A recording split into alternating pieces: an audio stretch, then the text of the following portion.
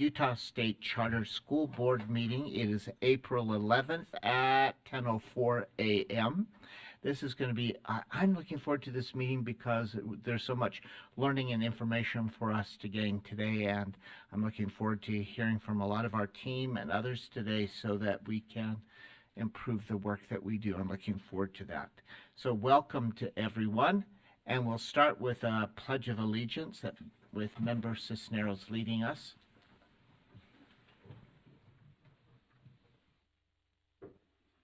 I pledge allegiance to the flag of the United States of America and to the republic for which it stands, one nation, under God, indivisible, with liberty and justice for all.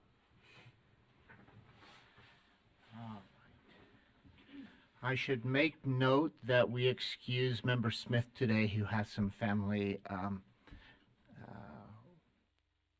priorities that need to be taken care of, and that's the best way to say. Family is always first, in my estimation. So we have, as we make those decisions, and she is with us in spirit. I know some of our members have already been in meetings this morning working hard, so this is a continuation. And we are, in addition to our board and staff team, we also welcome A.G. Olson, who's part of our team as well. I'm glad that he is here. We'll begin next. I don't think we have, I'm not guessing we have public comment unless someone is online wanting to do that, but I don't suspect based on. Have one. Oh, good. Okay. Thank you.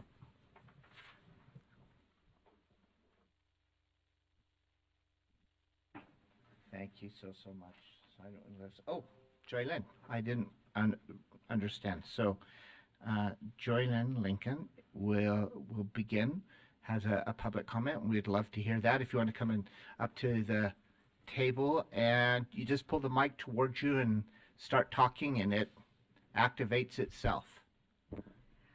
I just wanted to say thank you.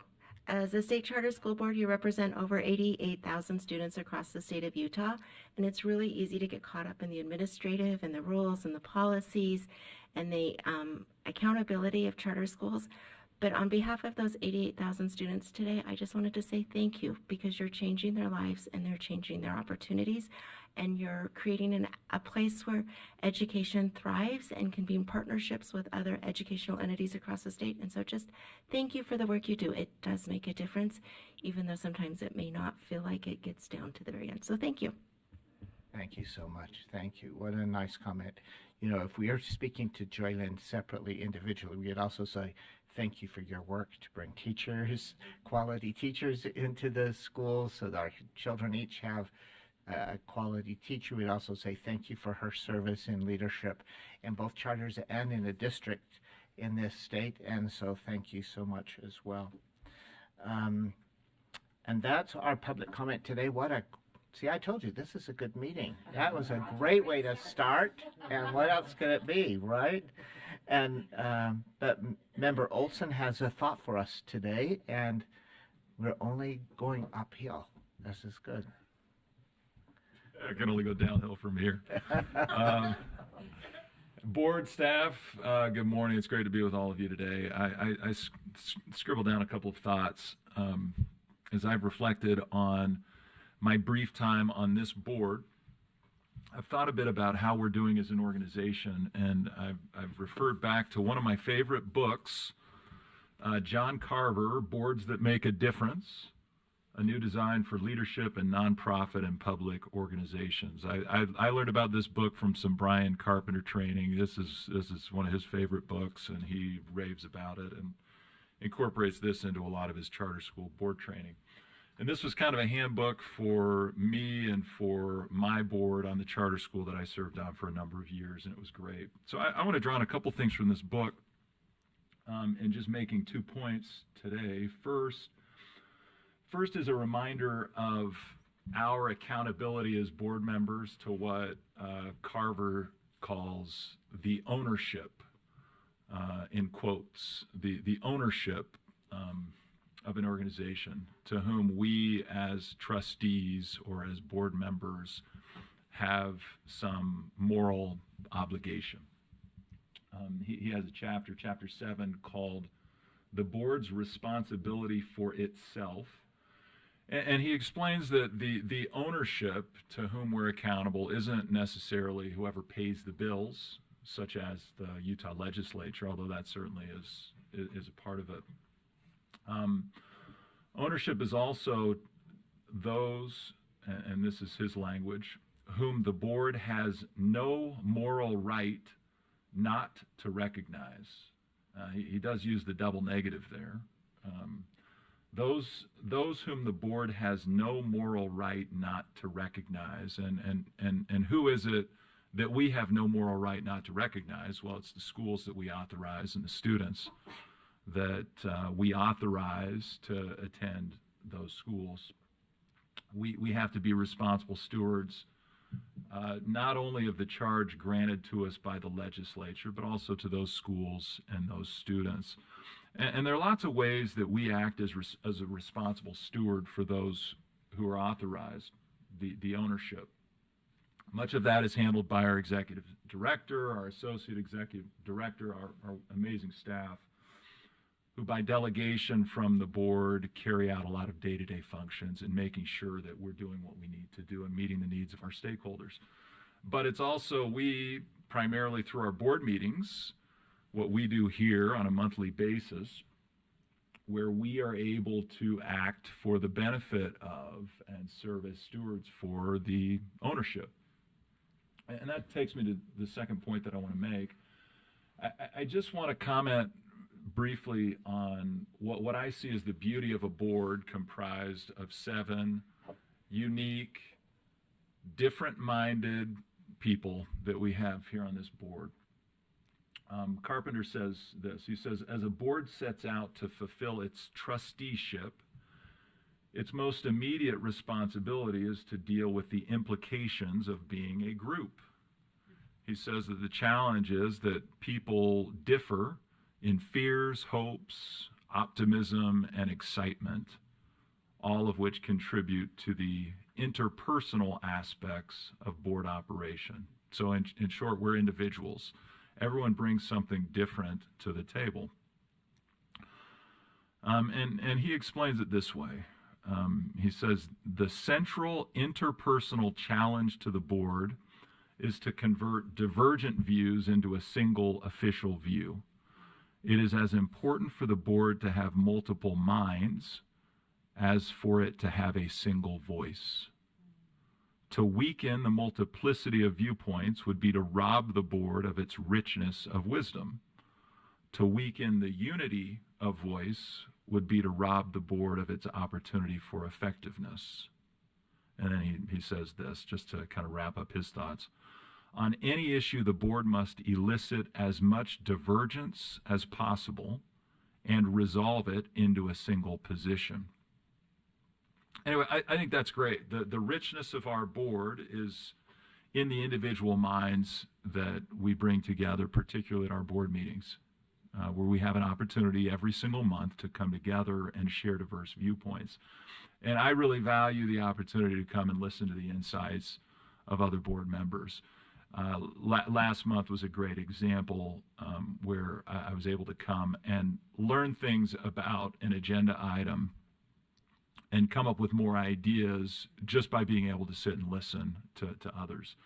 So I value the opportunity to listen to all of you and the insights that you bring to the table. And I hope that as we continue to serve, none of us will ever shy away from expressing what's on our mind, even if it is divergent, to use that language. And it's through that robust discussion and expression of opinions and thoughts and the careful deliberation that we go through, facilitated by the process that we have, which is a great process. It's all in place. It's a great framework for the board to operate. It's through this process that we can aggregate all of our individual obligations into a group obligation.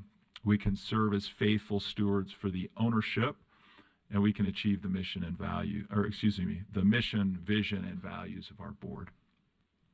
Anyway, that's all I have to say. Thanks, Chair. And well worth saying, and for us to listen to. So thank you so much. That is the work of a good board. And I think on this board, at least my experience is we speak up. We're a group who doesn't mind doing that, and thank you for that encouragement that that's the right thing to do, that we continue to bring individual expertise to the whole. The other thing I think that as this board is really good, once we make a decision, it becomes our decision. Whether it was opposite of my decision, I would have made individually, but now when the board votes, it's now our decision and we move forward. So, and we do better work for children across the state and families. So thank you for that. Those thoughts, really important for us to think about and consider. Thank you very much. All right, we're in our agenda, the consent calendar. If everyone's had an opportunity to look at that consent calendar, anyone who would like to pull anything off of that calendar to consider individually, then I'm happy to entertain a motion relative to the consent calendar. Move that we approve the consent calendar. Motion to approve consent. A second to that motion. I can second that. So a motion from Member Olson, a second from Member Spiker. Any discussion about anything there? All right. All those in favor of supporting that motion of approving the consent calendar, say aye. Aye. And I'm going to rule that is unanimous. So let's continue then. We have Director Kramer has an executive director report for us, which I told you we're in a learning mode today. So put on your learning hats and get ready to listen and take notes as we go. All right. Thank you. Director Kramer. Thank you, as always, for the wonderful way to start these meetings is with the inspiration, with the message from board members. We learn a lot when we listen. So thank you, Member Olson, for that today, and all members when you do that. Can you pull your microphone? Yep, absolutely. Thank you. So it's good to be here and give you some report. And today we do typically start with some team or some staff updates, and I'd like to do that with a couple of bullet points here. Our team completed Clifton Strengths Assessment. It's formerly the Strengths Finder, and I think we are committed to using the results of the Clifton Strengths over the course of the next 3 years. So we're already talking about how to practically apply each of our strengths, to your point, so that it becomes unified, so that our individuality and the strengths of who we are come together in a unified way as a team. We had a lot of fun with it. Some members presented some what's called woo, which is just fun. Some members brought in a very serious tone to their strengths. Some have taken it 20 years ago or 10 years ago, and the results have changed a little bit over time. But all said and done, this was a book that we wanted, an assessment that we wanted to take. We appreciate the resource that was provided for us to do this, and it won't be the last that you hear of our strengths as we incorporate it into our work over the course of the next 3 years. We have another book study and a project that we're doing, and I've touted it a few times. I have a favorite book too for organizations. It's the work of Gino Wickman in Traction. And the team has now received copies of Traction, and we're going to complete what's called an organizational checklist. It's not a long one, but it's just going to give us the opportunity where organizationally do we need to get better at data, or do we think that we need to get better at systems, processes, these types of things. And so we made the assignment yesterday to complete that organizational checkup. And we don't want to start and stop and then start something new is kind of what we talk about as leadership. We've heard that from our staff. And so again, this is a 3-year initiative. So if it doesn't go well in the first year, we're still committed to keep trying to see. But I have used Traction in the past. Our team, Maria's reviewed the book thoroughly now, and just wanted to update you on that because it's another resource that you've provided that it's $1 that it matters, right? The cost of those books, the use of those books is something that matters to our team. The State Charter School Board, we've been so pleased with the presentations of our staff as they come to the board, and our board executive committee has said, do you have more of that? And so you can continue to see now that maybe the executive report for staff updates gets a little more brief in this area because those staff members are going to report on the work that they're overseeing. We have a couple of good examples of that today on the agenda where staff will give you an update and you can engage with the presenters regarding the work that they're doing and that we're overseeing as you oversee us. So we wanted to let you know that you can continue to enjoy some updates from our staff. The board committee work is something that executive committee brought up a couple of months ago. Can you re-engage and kind of get our boards? And wow, they are engaged, meeting before these meetings, willing to review documents, willing to take the work, and it's just all the way from the executive committee where we meet monthly before these meetings, to the finance committee, which has met several times, kind of culminating to the work of the startup grant and now to the fiscal year 25 budget. And our authorization committee has now begun work to look at some things more deeply, a deeper dive on our charter agreement, deeper dive on merger language, potential merger language, these things. So I wanted to highlight just that as a team, not necessarily the staff part, but as a team, we do expect more board committee updates and engagement, and that they are really working to that regard. The executive director's clarifications and corrections, this is something that I added. We get feedback after the meetings. The feedback is very high praise for our board, just the level of engagement, which we also state to others that, yes, we have an engaged board and they ask questions and they work together and these things. But if ever we don't get something quite right or we just need to clarify it, and we're getting that from feedback, I thought this would be a good place to provide clarification or corrections if there's anything that's needed. We really don't have many this time. This is just establishing that it'll become a routine part of an executive director's report.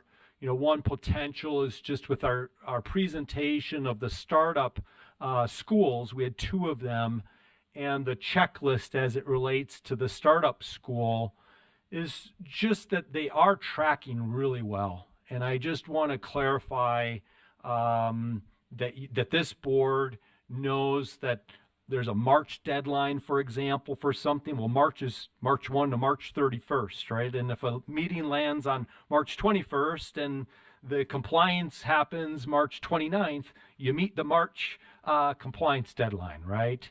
And so that's maybe an example of one of the clear, or if anybody on this board feels that there's something that we need to come back to and just clarify, this is the placeholder for it. I just thought it'd be a good place to have an opportunity for clarifications and corrections. Next slide, please. Strategic initiatives. This is a familiar slide for you as we refer back to your strategic plan. The work that we do is always guided by your strategic plan. The part that I wanted to emphasize for today's executive director's report is the first bullet point, where we collaborate effectively with the Utah State Board of Education, charter associations, and the legislation. And I highlighted and underscored the first and the last, just because I think that we have talked a few times about our association and network and how we work together with them.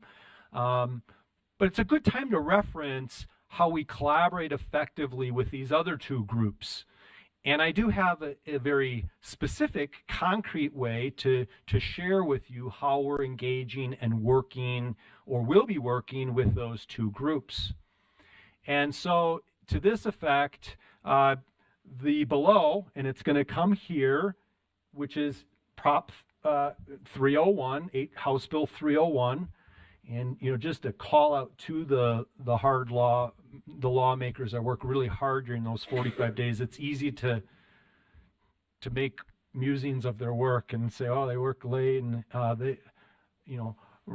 Representative Lisenby, as she worked through HB 301, just instrumental to a lot of the legal guidance that we enjoy because it's outlined.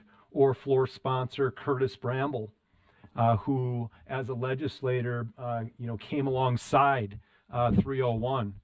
And so that's where you see the collaboration and the work between this board, or this staff as it represents the board and legislators. And then also with USBE, we have referenced our work with USBE several times in meetings, but this is another great time to just really highlight that. Even as recently as yesterday, Superintendent Dixon gave a very great supportive correspondence to something that I'm about to bring up. She's just always professional and always available, and just always a strong collaborator. She and her team are just always strong collaborators with the work that we have. And Charter Liaison, Joseph Carey, who did excuse himself today, he couldn't be here, but he's a liaison between the board and between the two boards. And so he's made himself available frequently for us, even recently, and even in reference to what I'm going to elaborate on in just a little bit here.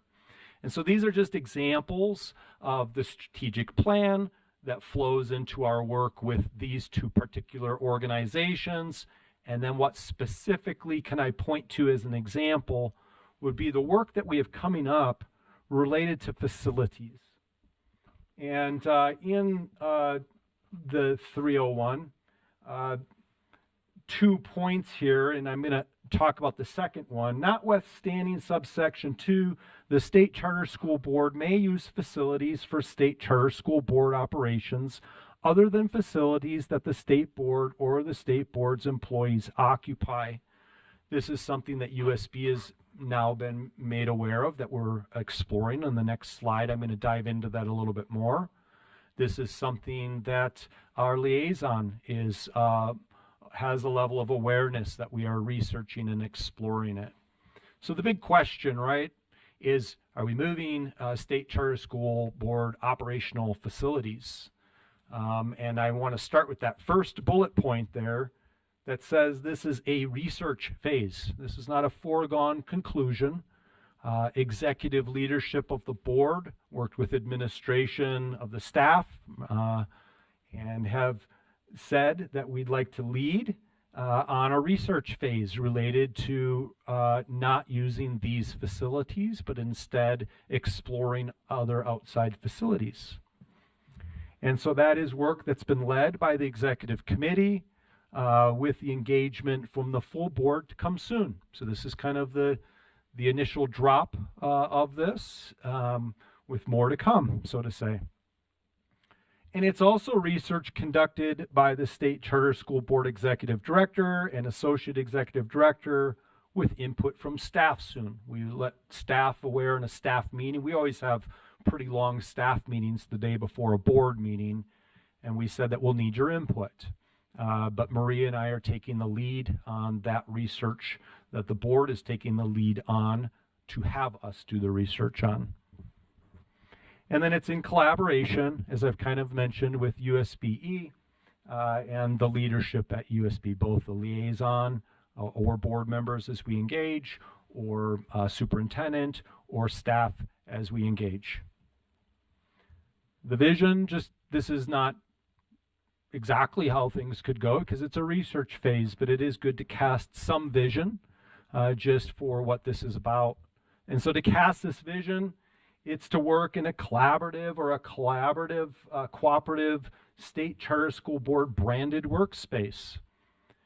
Something that we have as a home, a place that gives us signage, and it provides an anchor of sorts. But maybe it's not as big of a space.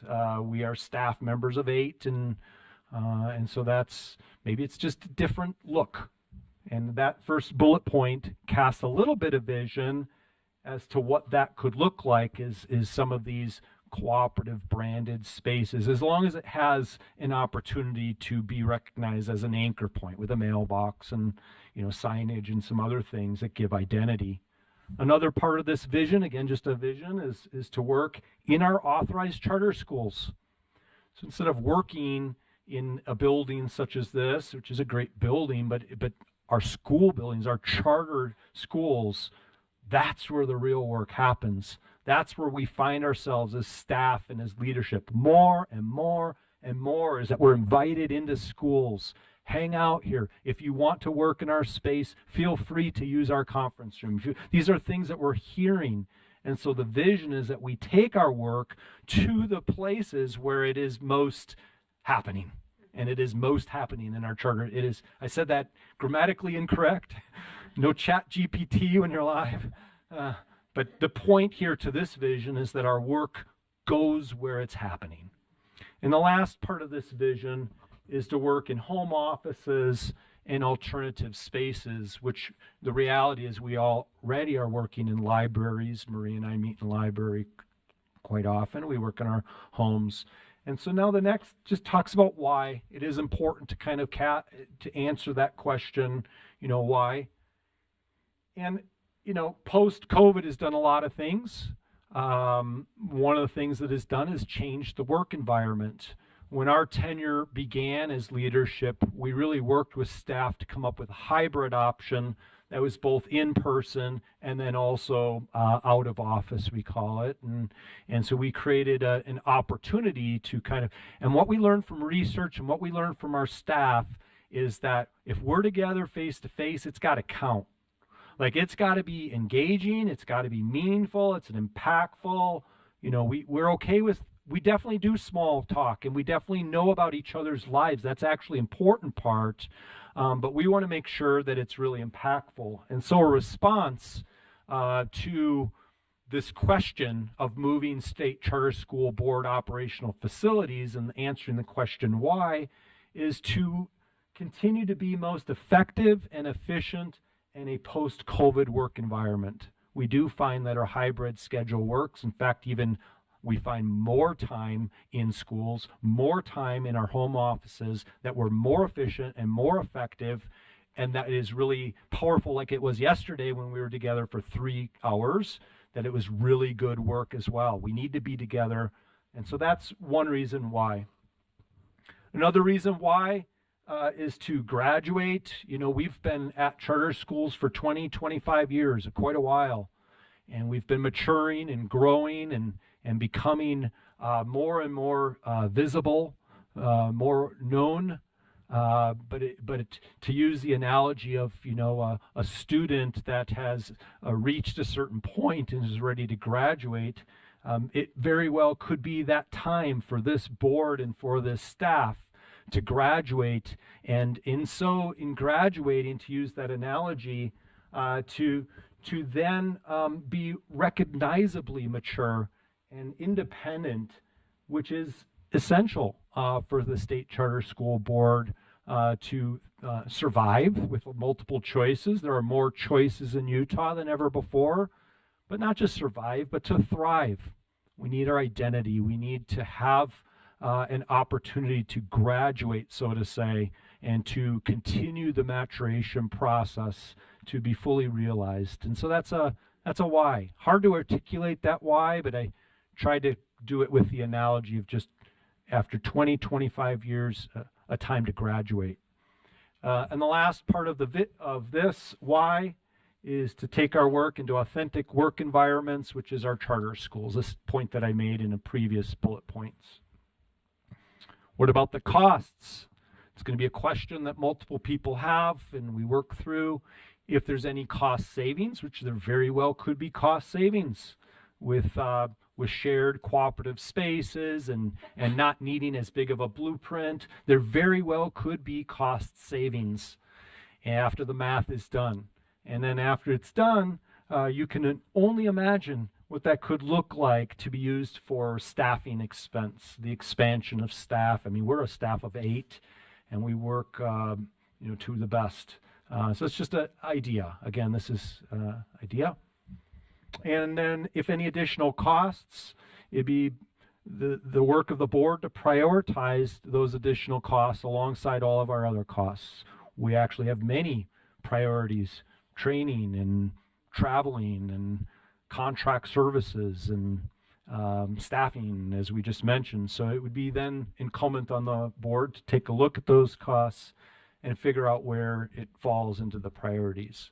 And then last, we kind of feel like July 1st, 2024 is a good time to research. And after that research, kind of move forward in one way or the other. It's a new fiscal year. It's a new beginning, a new dawn.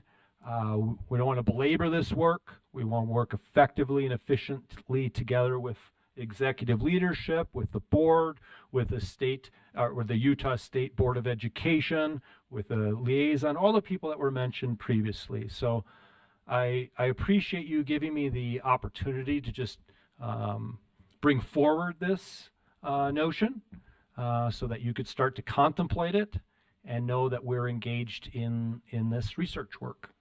So, next slide. Next steps outside of that last slide, which is a big work, but there's other work to do.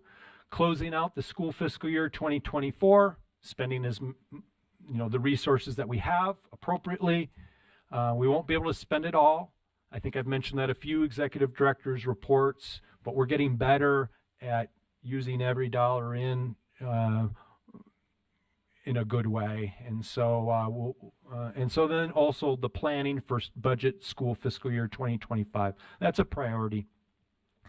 Another priority is public relations and communications campaign. That'll start relatively soon. Another is creating and executing, I say MOU because it could take a lot of different looks and fashioned in different ways. But that's an MOU or similar agreement between the USBE and the State Charter School Board, of which USBE, again, graciously, yes, we have time for you to meet tomorrow, Dr. Kramer, and we can kind of just get it started a little. Let's really get this. There are already things in place, but logistically, I guess, is the get started. When are we going to schedule some meetings, and how does our work dovetail with the work of the boards as they look at board rule and things of that nature? At some point, we'll have to make up a picture day. I think a few of us missed picture day. So just like in the schools, when you miss picture day, there'll be a makeup day. So look for that from, I believe Amber will help us with that, or maybe it's Amber and Marie. And then also, I skipped bullet point number 2 just because I may need a little coordination now or a later time. But we've requested from executive leadership that we schedule an additional scheduled board meeting. Not a long one, but something between May 9th and June 13th. Suggested date of the 30th now actually is kind of honing in on the 30th. The purpose, we have a couple of things that are out for public comment and public notice soon. That requires a 30-day, at least a minimum of 30 days. And then the board can take action after those 30 days. The time between today and May 9th is 28 days. And so we kind of missed that window just barely, which is why it's not a special meeting, but it's a scheduled meeting to continue. We're just doing a lot of work. I like the way Vice Chair Phillips characterized this, as we find ourselves with a lot of work to do. So we find ourselves with needing another couple of hours of board meeting. And so that is a next step and a potential priority. I think we'll end with questions, and if you'd like to facilitate the coordination of that, that's up to you, Chair Bowles. But let me hit a couple success stories to conclude the Executive Director's report, because this is our favorite part of the report, is that we're in schools And Marie will kind of tag team on this because a lot of them we go to together. Oh yeah, they just won again. Beehive continues to be just extraordinary in the work that they do. This time winner of the best school in the state. What was the source of that, Marie? Do you know? It's the Best of State Awards. That's the company I think that runs that. It's called Best of State Utah. And we have another thing that we're going to Beehive next week. Is that right? Yes, I think they have a Tuesday? exhibition coming Exhibition. up. Yeah. Do you have anything else with Beehive? They're really a great part of our portfolio. They sent over a number of press releases. There was a lot of awards and things coming out this last quarter for them, but really wanted to highlight that Best of State that kind of puts it all together for them. Yeah. One of our school visits recently, even yesterday, was the American Academy of Innovation in the Daybreak, South Jordan area. And I mean, innovative with counseling and with guidance and with serving SPED students. I think they told us that their percent of SPED students was close to 25%, which is higher than the norm.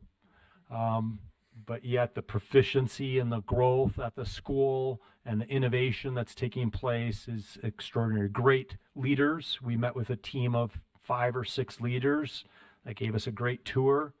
And again, just kind people where we have no agenda. We just like to go and see the great things that are happening in our schools. It was awesome. That was a really good one. And then last one to highlight in this executive director's report was Spectrum Academy. I mean, I know you could talk about it too, but I'll start. And then just another special part of our portfolio. It's large. When you drive up, it's an expansive footprint with multiple buildings. And then you learn that they have not one location, but 2 locations. And both leaders from both locations met us at the location here in North Salt Lake City. We saw students with joy. We saw very elaborate programming, everything from woodworking to driver's education. To what else, Marie? I'm going to hand it over. We saw their culinary kitchen. Oh my That was goodness. amazing. Unbelievable. And I did put these pictures on here of their basketball team. One thing that I was really impressed with was learning about how robust their athletics program was. They talked about an athletics director who took an initial group of, I think it was like 30 or 40 students, and has just grown their athletics program to, I think they said over 150 students participating, and they have the full range of basketball to golf to volleyball, and they participate in some of the Special Olympics, but then also participating against other charter schools and really giving a lot of unique sporting experiences to their students as well. Just love that you added those things. They shared with us that their budget, more than half, I think it was close to 70%, goes towards staffing, and that's to drive down the ratio of staff to students, something that this board has recognized. They shared with us a year or 2 years ago it was, but they have over 600 employees, right? So serving over 1,300 students, and the students are wonderful as they walk around. They're full of joy. So that concludes the executive director's report, and up for questions, coordination if you wanted to with that one board meeting, however you like to choose to go from here. Chair Bowles, that's the report. So any questions or comments based on Director Kramer's report? Member Spiker? What do you anticipate the timeline to be for the research phase? You're going to start in July. When could we expect as a board to hear back about what you have found out and a potential direction that you would like to move forward? A strong update already by next board meeting. So we have a good 30 days of just pretty intense, substantial, like what are the big barriers, right? What are the big costs? What are the big So I think that the board can anticipate already a solid update, a solid opportunity to engage at the May 9th meeting. An update, not a decision, nothing like that. Yeah. Because in order to meet a July 1, we'll have to, Did I Okay, not understand? no, that makes sense. I thought you were going to start this process July 1, like in this new fiscal year. But what I'm hearing you say is that July 1, we're going to know the direction we're moving forward. Thanks for that clarification. Thank you. SJ Phillips. I was just going to add to the answer to your question as well. The USBE has to approve broadly our budget, not our expenditures. And so they need, I mean, usually, for our schools, there are usually 2 budget hearings, right? And they're going to need some time to review our budget, and our budget will either have a move or a transition embedded in it, or it won't. And those things have to appear appropriately in our budget before it's approved by them, and that has to be done typically before June 30th. So they'll probably, in the past, they've looked at it in May, and then again in June, and then approved it or not. Additional questions, comments, anyone? All right. All of this, as Member Olson reminds us, that we should be responsible stewardship, and that's what this learning helps us to do. So, Director Kramer, thank you for those updates, and we'll look forward to additional information as we move forward, and letting us know how our schools are doing is one of the really nice parts of this. All right, still, Director Kramer is going to continue teaching us about merger process language in schools. There are schools potentially who are talking about, would like to merger, or they may in the future, and we need a process in order to serve them well. Thank you. A couple of points to make with this agenda item is the difference between merging and I'm going to call surrender, but it's basically one charter organization giving control and autonomy and handing that over to another charter. And so those are different.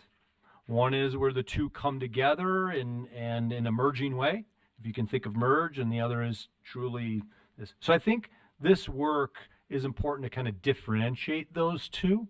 And we do see what's affectionately known as the VSEP process, the voluntary process to surrender, to use that word again, or to give up control. 301, to refer back to 301 again, provides some additional flexibilities for VSEP. And so there are some schools that may explore using that May 1st legal opportunity to use the path of VSEP that's a little less restrictive. And so that's one way that organizations can work together. Another is to merge. And so that's the focus of this, is not a surrendering or a giving up or a VSEP, but it's truly a merging. And so as reported in the last meeting, this is something that we referred to Minnesota guidance, and Minnesota, there was some charter law that was created, but primarily Minnesota borrowed corporate law and referred to corporate law. And so the documents that we're starting to put together related to merger documentation, and I shared this with the authorization committee today, so they could speak to this as well, but the content is, the makeup is 90% of it is Utah law as it relates to corporate nonprofit merging. So we're not trying to create new law that we wouldn't need to create. We're trying to follow existing law in a manner that works. And in this case, it works because our charter schools are nonprofits, and because there may be some of our charter schools that are interested in merging.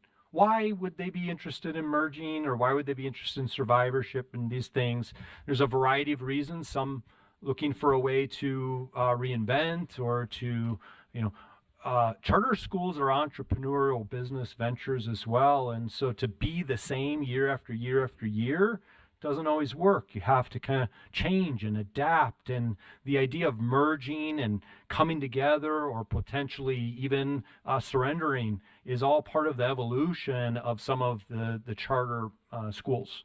And so that's a potential why, or just to be innovative, try something different, combine finances, survive through enrollment challenges. There's different reasons, but we are getting more and more requests for ideas of surrendering or merging and these things. So authorization committee has heard that the document that they're going to review coming up is 90% referring back to Utah corporate nonprofit merging types of things. And then the other part of it is borrowing Minnesota guidance. Minnesota guidance guided some charters as to how to go about merging, and it reflects their law. Our law for corporate nonprofit merging and their law for nonprofit have some similarities, for sure. And then there will be some add-ons to that, so that's like 90%. And then I think it's probably prudent for the authorization committee, ultimately the whole board, to take a look at some add-ons, like does it make sense to have one fiscal date, July 1st of a fiscal year, and everything, if the merge is to happen, it must culminate on that date. That's when liabilities get rearranged and assets and other obligations. And so perhaps it's an opportunity to say 90% Utah corporate nonprofit law merging, and then we're going to add in just as minimal as we can, not so as creating something really big and unwieldy, but thinking through what are those practical add-ons that we need here. So I think authorization committee, our conversation today gave some direction on that for you to review on behalf of the board and start to take a look at it. And that's kind of where we're at. I don't know if either of you wanted to speak to it or if that's enough. I thought this was an interesting part of our authorizing conversation, so I'd love you to share this here as well. Talking about this work, and it is just early, right? We're in the beginning phase, but we did talk about the why and the idea that there's a multitude of reasons that a school would choose this. I valued you telling us roughly like how many schools are asking for this, or what is the urgency or the frequency. So could you just share that with the full board? Yeah, a range, I think appropriate range. Marie, you could correct me on it or kind of fine tune. 4 to 6 schools have reached out, bringing up the notion of merging. Yep, in the last few months. Is that about right? So there's a need for this. Yep. Thank you. That really concludes that agenda item as kind of an update. It's passed to the authorization committee now and anticipate it to go through a public notice, at some point after the authorization committee has had a chance to work on it. And even if no one is asking for a merger, it's good for us to have a policy in case that happens, to have a policy in advance of that time so that we know the process that we can follow and have that in place. Authorizing committee, thank you for your work toward that end and for that report. Director Kramer, you are 3 in a row. So here's your third one. But before you start, I also want to welcome Deputy Superintendent Stallings with us. Welcome. We always appreciate her voice and input. She helps us a great deal. So thank you for being here. All right. So the next one is charter agreement language upgrade. So I gave AAG Olson heads up that we would just take 2 minutes, not the whole meeting, although I could go the whole meeting. When I first arrived in this leadership position, one of the first and often person of expertise and of just kindness was AAG Olson. So he and I have gotten really close in a short amount of time. He's announced his retirement to take place soon at the end of this month. And so, you get a little card from all of us later today after we all have a chance to sign it. but that card's going to say that your disposition is unmatched, just that you always come with a smile and you always come with that professional disposition. Your presence is greatly noticed. You're always available and always here, and that you're just intelligent. You come with wisdom and just opportunities. So we have all been privileged. I know I'm speaking on behalf of board and staff and everyone that we wish you nothing but the best in your future, and that we appreciate everything that you've done for our board. And so that was the first part of this agenda item, was saying thank you. And can I say thank you back? I've really enjoyed getting to know you and being part of this board, and I really appreciate you welcoming me to be part of it. It's a great board. It's a great purpose in being. You have a great effort, and everybody's got the Utah kids and has the goal, and I think that's just a perfect board. Thank you very much. Thank you for the kind words. Got it. So one of the things that Kevin's been doing, and he works hard too, really hard. One of the things that AAG Olson has been working on has been the charter agreement. And so that's why it's appropriate in this agenda item to kind of tuck that in there. And then also, I'm going to lead out just that we continue to work on the charter agreement underneath Kevin Olson's, AAG Olson's authorship. He's taken the input, he's put it into a draft. The draft has now made its way to the authorization committee, which is the right committee to review. And so I think with that, even Member Olson was going to speak to kind of like that work that we've begun. And so I'll hand it over to you if that's okay. Yeah, that sounds fine. And Kevin's already spoken to this. AAG Olson has already spoken to the genesis of this and some of the goals. So I'll just hit a couple of the highlights. Part of the goal of this revision has been just to make it clear, to make sure that the language makes sense, and also to reconfigure what we've historically called Exhibit A. And there have been some tweaks to this. We've looked at this already as an authorizing committee. We're going to spend some time reviewing it more closely so that we have it ready to go and ready to submit for full review of the board. But so far this looks great, and we're excited about these new changes. Kevin, anything? Go ahead. Oh, no. Yeah. I was just going to joke and say, boy, it makes me think about being a charter director again to, have a different agreement. With a I'm signing teasing. party. I love I remember my job. we have tucked away the idea of a signing party too. I think you brought that up, Member Spiker? Yes. So we've kind of, who knows?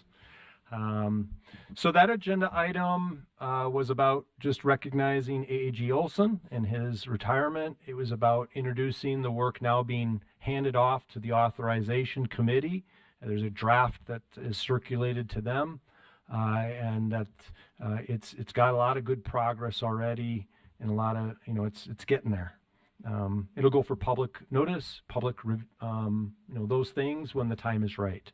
That's all I have to report, unless there's questions or anything else on that agenda. Any item. questions? Anyone? Is that Vice Chair Phillips? Yeah, absolutely. So this is a question as much as it is a comment, and two comments. One, thank you so much for the service you've rendered our board. It's been amazing. We've done lots as in partnership with you, and we've really enjoyed having you. As it seems too short. We're going to miss you greatly. As I was looking at Vice Superintendent Angie Stallings, who's joined, I remembered a conversation we had during the legislative session when we were just right after an Administrative Rules Committee meeting where HB 301 was contemplated, and we were making improvements to it, and hopefully we did make some improvements by our discussion, because we took back some changes to that bill in a substitute that had been recommended by staff and leadership at the USBE and others. But one of the things that was clear to us as we talked is how important the agreement is between us and charters. Not only that it be clarified and that it be clearly bilateral, demonstrating our need to support the charters, not just their need to comply with with fidelity to their charter, but that give and take, but also that every charter school have one, because HB 301 sort of restates what is known, which is the responsibility of the USBE over all public education, but it magnifies the responsibility that we have as a board vis-a-vis the boards of the schools with whom we have an agreement. So that agreement becomes essential. And so I've appreciated and by the way, one of the reasons that that's the case is because these are not elected boards. They're not responsible to their constituents who have elected them. These are boards that are appointed. They reconstitute themselves by the processes outlined in their bylaws, and so really their accountability to us is of paramount importance, and that agreement and our support of them as well in return. So I appreciate that kind of in this environment that we're trying to clarify that we're operating in, so that we're supportive of USBE and they can in turn be supportive of us, and we can make sure that the right things are happening with schools that we authorize and that other authorizers authorize. These agreements are really important, and they've kind of been on the back burner in the past. So I think, just for our board to keep front and center that this is a byproduct of that clarification that we needed, and that will be in that MOU, that our relationship with those boards, our monitoring and support of those boards is going to be paramount. So this agreement becomes especially important. Thank you so much. The only thing that's constant about us is that we evolve.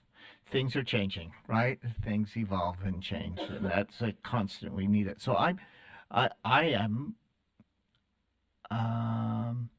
surprised that we are losing A.H.E. Olson. I just heard it in this meeting just now, and we are sorry to have you step away, but we're happy for you individually if you're going, not just going from something, but going to something good. And we hope that you are going to something that will be enjoyable in your life, and we have appreciated your work here. And sorry to have you go in too short of a time. That's Vice Chair Phillips said the same thing I was going to say. It's just too short of time for us to be with you. But I suspect anyone would say that if they're working with you along the way. So thank you. All right. Unusual for us, we are ahead of schedule. We oftentimes just try to catch up, but we are a little bit ahead. And my watch just a minute ago said to me, time to stand. So if we, worse when I was teaching, it talks sometimes. You have Apple Watches, some of you, they just talk out every once in a while. I was teaching a class the other day and it talked out. It said, I don't understand. And the rest of my class thought that was great. So they didn't understand either right then, I think. So we could do as a legislature, if you watch legislative sessions, periodically they go sauntering. So there you see that sauntering sound. I'm going to say let's take a little break, maybe not as much as till 11:40, but let's take a little bit of a break so our next presenters will have time to know that we're ahead of the schedule and they can know that we're here ready for them. And so let's take 10 minutes. Everyone can run to the restroom, 10, 15 minutes, maybe 15, and we'll still be ahead of schedule. All right. And according to my watch, it is 11:02. So can we start again about 11:15? Yeah. All right. Saunter. All. There we go. Time to stand. Yep. Time to stand. Still a little bit ahead, but we may catch up during, and we're happy to, as folks have things to present. As we continue to learn today, our next presentations come from some of our team. I'm going to just announce both of them so we can just go straight from one to the next. So first, Amber is going to, our UCAP developer is going to, among other things, I shouldn't tell you that's just what she does, among many things, she'll be talking about current ways our UCAP has changed and presenting some updates coming in the future, so we be prepared. We can continue to have the information. I really like the notion of that responsible steward that Member Olson talked about today. So this helps us to do that as we gain information. And then next, Andrew Vargas Stone will talk to us about AI. And that is a hot topic, as we know, not just among us, but throughout the state, across the nation, particularly in education, about how we approach it and how we can incorporate it as a tool as opposed to all new things. I remember when teachers, in fact, years ago when somebody had a cell phone in school, my instruction as an early school leader was to confiscate that cell phone. And I had to give it to the district security person. Parents and a child had to go to that district security person to get their cell phone back, because the assumption was if a child had a cell phone, he was a drug dealer or she was a drug dealer. And so they had to find out. Today, my goodness, everybody has cell phones. We use them in classrooms. We say, hey, pull out your phone and look up this and how we use it. So I think AI will come, we're very first learning about it. Some folks cautious. We're kind of in that confiscate mode for some people, but Andrew is beyond that and can help us to understand how to better use AI and to what we see in the future a little bit with it as well. So let's start with Amber, and when Amber's concluded and we've asked questions if we have those and finish that, then we'll go right to Andrew. All right. That was a really good break. Thank you. I've been waiting to use the restroom and take. So I'm glad I didn't have to do it while I presented. So thank you. We're sauntering. So today I'm going to be talking about UCAP. The URL is right there. It is open to anyone and everyone. It's open to the public, and we're trying to become more public too. Do I have to talk straight into? Okay. Okay. So for those that don't know, UCAP stands for Utah Charter Access Point. It's a web application, which means that it can not only show information, not only show documents and links, it has way more power. So I know SCSB has two websites. We have UCAP, and then we have UtahSCSB.org, I think it's called. And one is actually a website. So the UtahSCSB.org is the website, and that's where it can show the links, the documents, the information, you can find what you need, but it doesn't have the power of UCAP. So it has UCAP, I gotta emphasize again, it's an application. It's more than a website. It can pull data, it can manipulate data, it can save data, and it can turn those into reports and dashboards. So it can do everything a website can, plus more. Stop me anytime if you have a question. Okay. Our main staff, we have our project manager, which is Marlene Ruff. She works with USBE. And then you have me as a developer. I do the software code. I work heavily with Marlene, and we prioritize tickets. Tickets are what ideas do you want, or what bugs need fixed? We prioritize those ideas and decide what gets worked on next and stuff like that. If you ever have questions about UCAP, me and Marlene would be the perfect ones to contact. Just email or phone.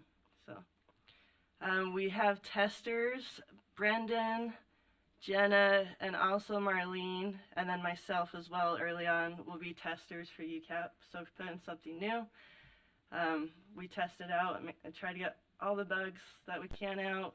Once in a while a bug will get through, and we just fix that in the next cycle.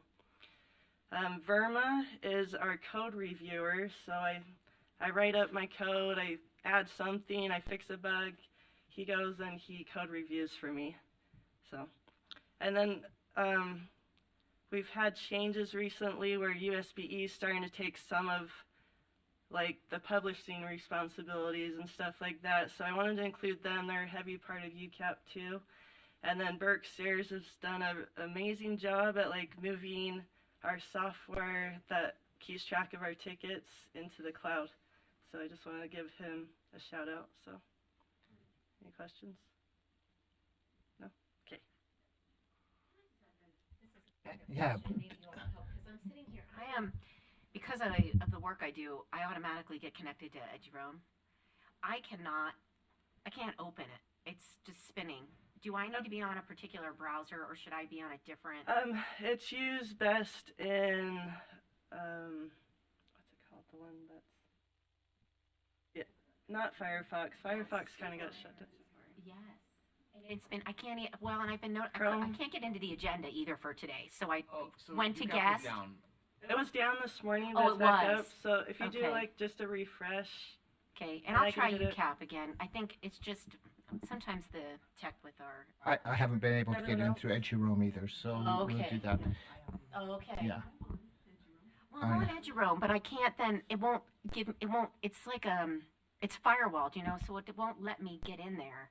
It's just spinning when I just tried to get into UCAP. I'm saying, okay, that's okay. I'm gonna play around when I get home because I know from home I can get in I there. can help you at lunch too. We Sweet. can get on it. Yeah, it's just sometimes I think it's based on the So this morning we did Yes. move some database changes in, which then we added the code in, but now it's working again. So you put those two together, you get magic. Let me just say, Blanket, if you have questions for Amber or Andrew and they present, just go ahead and ask them. You know, don't have to be so formal. Just, you know, if, as it comes up, ask. Yeah.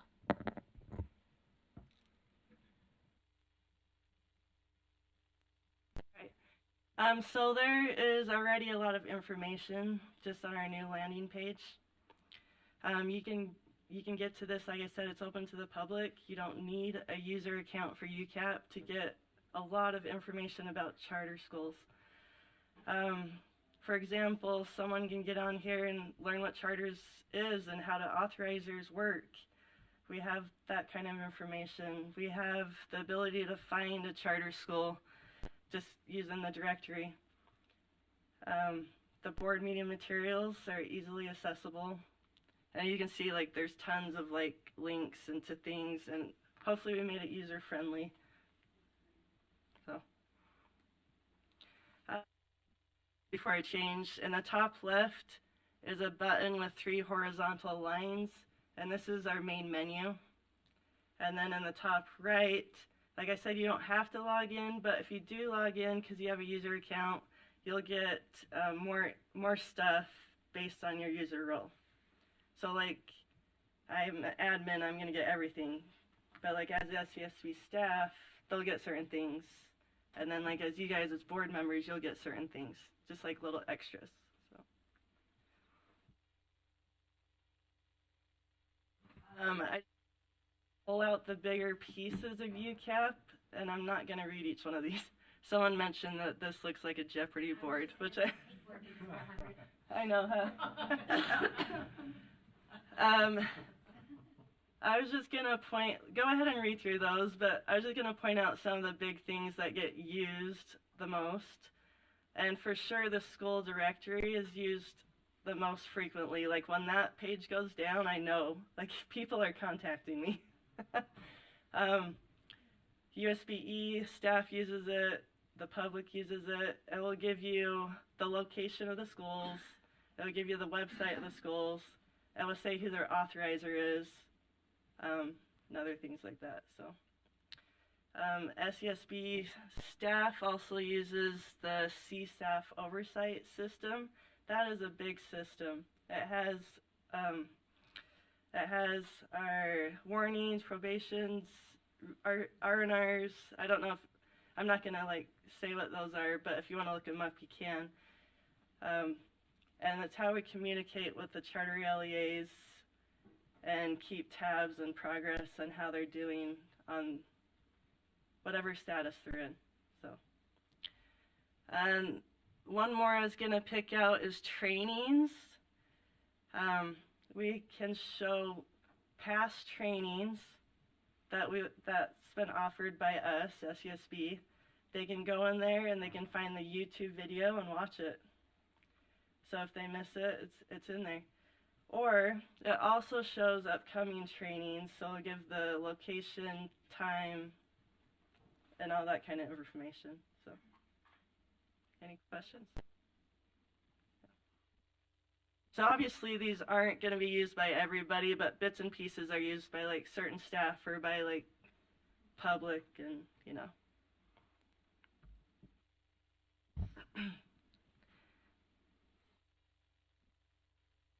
UCAP was created to help the SUSB and its staff perform its operational duties of authorizing charters.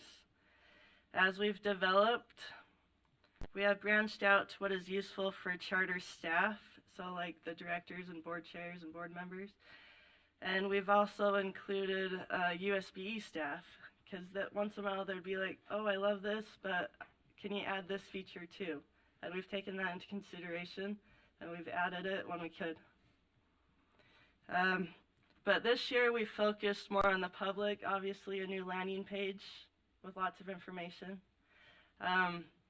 We've been thinking, what does the public want to see? What do they want to know? For example, if I was a person that wanted to, like, I have a great idea for a charter school. I want to start one. I can go to UCAP. I can find like charters in my area, and I can go to the start a school page and actually know my next steps. So.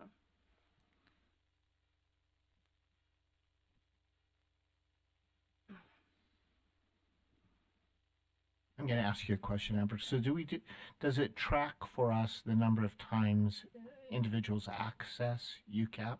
That That's they're actually looking one of for our things? tickets. We've thought of that. That's like one of my goals this year is to get a ticket like that done. To be like who logs in, who doesn't log in, where do they go? What are they looking for mostly? Where is the primary search? Yeah, thank you. That's good input. Okay. So UCAP is created in the agile way, which means we take all those suggestions, like the new ideas, the bug fixes, we pick 3 or 4 of those, so we call it like a little bundle, and we get those completed, and we put those in. So this is kind of, instead of doing like a whole big project, we try to do little pieces, put it in, make it useful like quickly.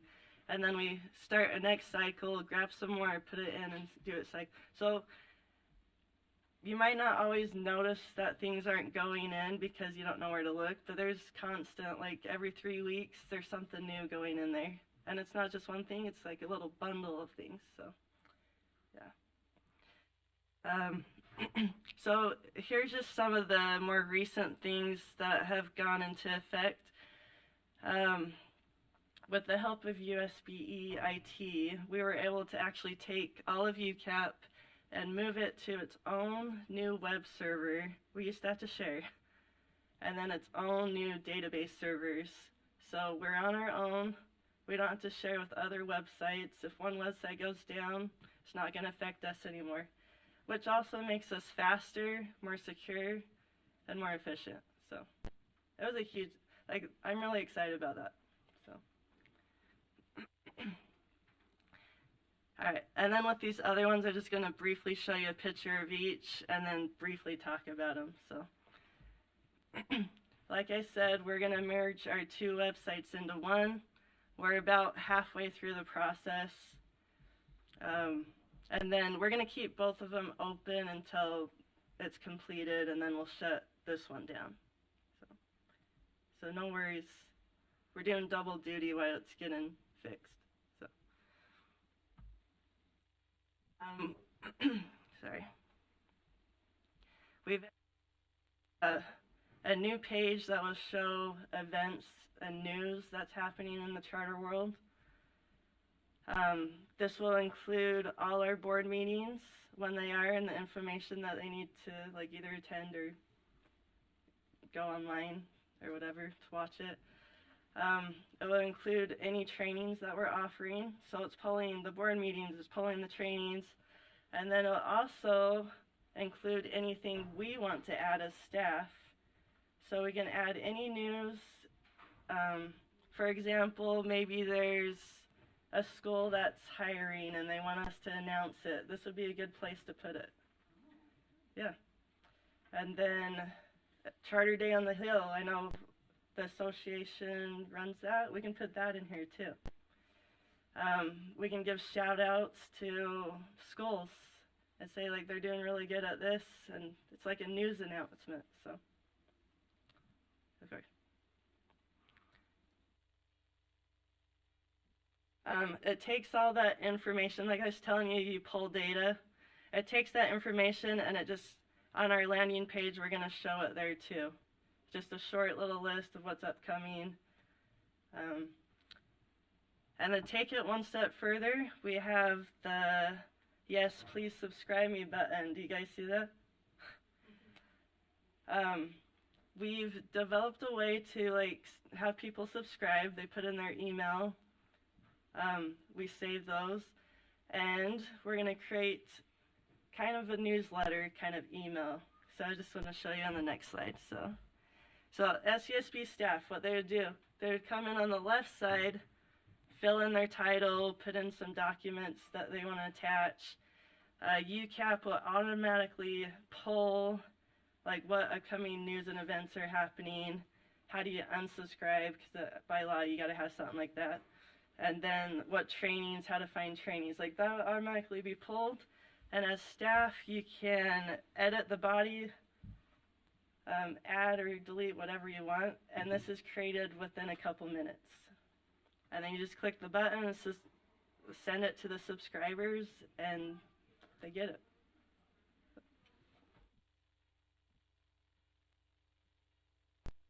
Oh yeah, letter awareness. Okay. So the letter awareness is actually new, and I think Paul will talk more about it. But we've created this. It's in UCAP now. It's ready to get used.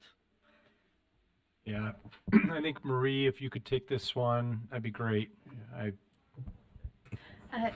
letter of awareness is a new tool that we've been using.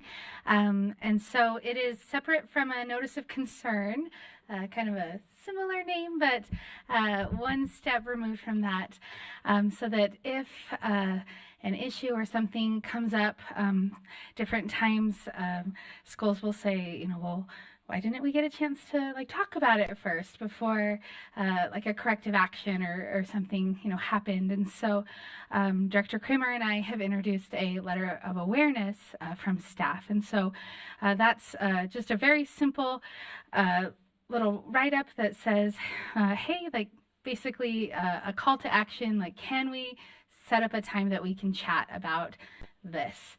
And so it gives them a quick explanation of something we need to chat about. We also try to establish empathy within that letter of awareness, making them aware that there is something we need to talk about. We want to understand your perspective and your viewpoint on this, and then that's something we can send to a school. So far, the schools have been responsive when they've gotten that and reached out. We've been able to then have a conversation first, and then if a notice of concern or a warning or something needs to come after that, we can. Or if chatting about it first helps us understand the situation, and then we can gain that understanding, and then it doesn't need to keep moving forward. We're able to make those assessments at that point. I want to publicly thank staff for this. There's so many times when I've been aware of way too official correspondence comes from an organization that a very simple phone call would have resolved. And instead, the very formal hand slap feeling is divisive and puts people on the defensive. And I think the feeling is if they had just picked up the phone and called me, I had a perfectly reasonable explanation that this could have gone no further. So I really appreciate that we're being proactive in recognizing that and meeting our schools with the benefit of the doubt and acknowledging good work. And I just really want to publicly thank staff for taking the lead on that. Thank you. Thank you.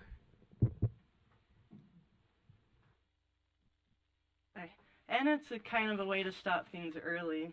We can like catch things quicker, and hopefully they fix it too. So, okay. Lastly, we're close to finishing this. So you can see it's like being built, but it's not quite into production yet. So this will be our rule-making process, and in here we can show our public notices, and then we can gather the comments. So It's just really fun to watch you work and to work alongside you. The way that it looks, the way that you represent what our board's directive to us has been, which is to be a supportive authorizer, and then the public or the practical application. So taking a thing like a letter of awareness and embedding it in the UCAP. Taking something like the idea, I brought this up to Amber and I said, can you build this? And yeah, we can. You know, and so she and the people that she mentioned have been working diligently to create a really innovative way to first do a public notice that involves all the steps in rulemaking that are required, but then also to solicit public comment and things like that. And so it's not just like a blurb on a website or just like something that we did because we had to. It collects the information and all those things. This is just another example of an application of UCAP and Amber's work. So powerful. Thank you. All right, so UCAP's future, what's on the agenda? So these have not been built yet, but this is ideas we want to do. So of course, we're going to continue merging the two websites into one, get rid of one. And then we want to create a management system for SCSB grants. That will help us track, like, what schools have got this grant, where can I find information about this grant, how do I apply for it. So we'll create some forms that they can apply straight from UCAP, and we'll just have it all in one place. So yeah. The third one, capture best practices and success stories of LEAs in schools. We're talking about how can we get a unique way to review a school. This would be one way to capture those best practices. So, and then we've talked about a school dashboard before. We haven't forgot about it. We still want to do it, and we want to make it available to the public for sure. So that's it. So. Thank you so much. Yeah, if we were plotting in here, we would do that. So we can do a sign language applause, which is like this. So you say thank you so much for that. Yeah, for your ongoing work. Yeah, the potential you're just releasing. Yeah, terrific. All right, Andrew.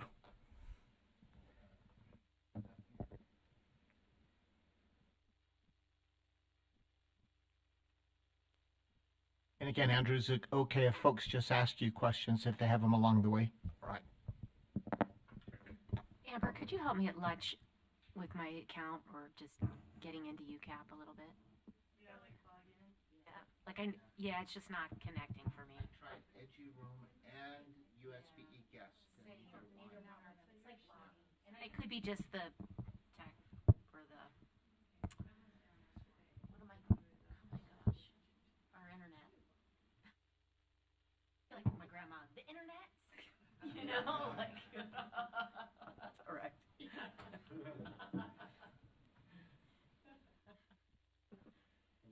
make those noises for like a minute. Oh gosh. Beep, beep, beep, beep. Can you listen to it? Mom used to think you were breaking the computer by pressing return. Too hard, you know. Sorry. Is this working? Sweet. I had a big Apple II each other within the district, and man, we thought that was cool. Absolutely. You know? All right. Good to be here. Everyone on staff knows that I'm the AI guy. I really think that it has a lot of use cases in our work, and in most work. And so I'm here today. Paula Marie asked if I would give like a brief update on how we've been sort of integrating AI into the SASB. If it was up to me, I could spend 2 or 3 hours talking about all of this and all of the news and all of the updates and all the interesting, cool things. But it started with me finding ChatGPT and starting to kind of explore it and kind of learn.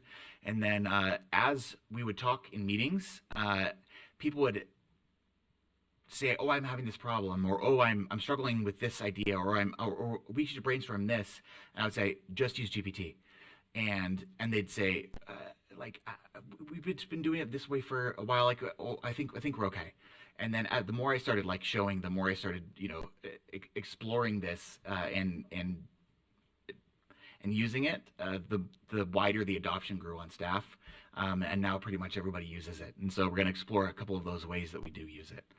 All of the images in here were AI generated. So there's 4 main categories that we use AI at the SASB. The first one is to support the creative process. The second is to improve efficiency and accuracy, to enhance decision-making processes, and to optimize web and digital platforms.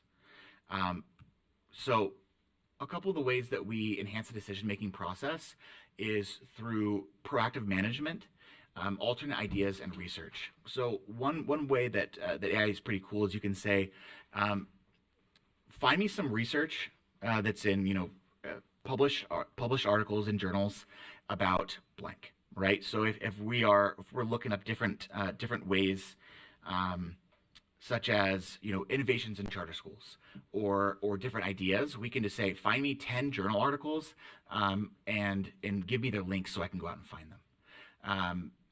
It also helps with proactive management in that there's a lot of moving pieces and a lot of projects that we have going on, and figuring out the ways that we can organize and structure.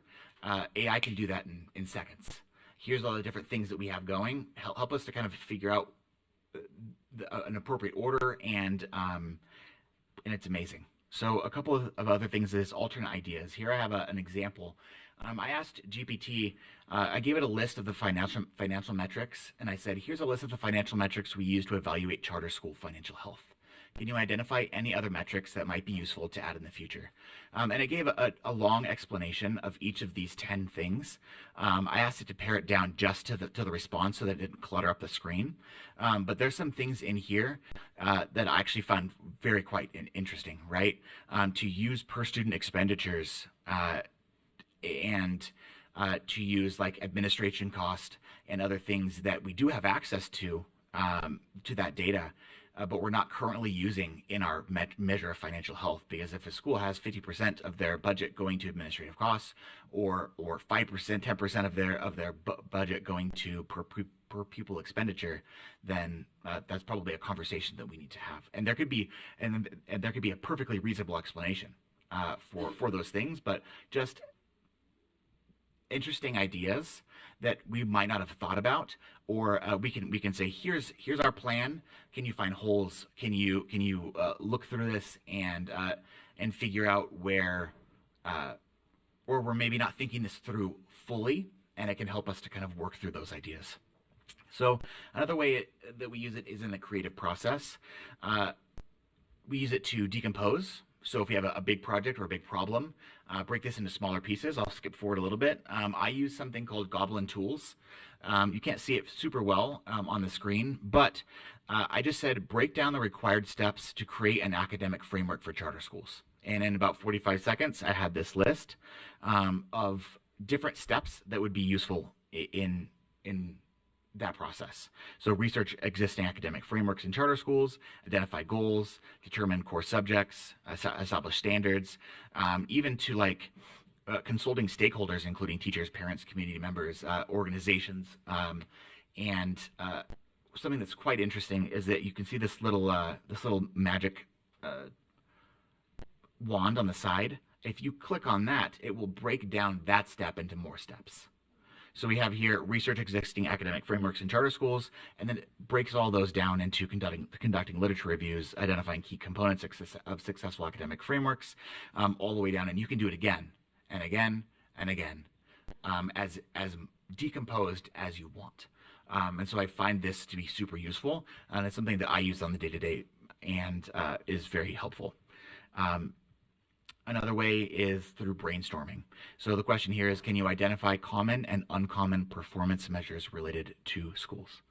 And you can see here that has the full list out with all of like the word choice in there. And some of these things we obviously do use, standardized test scores, graduation rates, but other things we don't, such as student-teacher ratios and things like that. Not necessarily sure how useful it would be, but these are kind of common. I left out the uncommon ones because I didn't want to clutter up the screen, but some of those were actually kind of interesting as well. And so as we're looking to create an academic framework, this is very useful as a brainstorming tool to kind of look at things that we have traditionally used, but also things that we have never even thought of using before.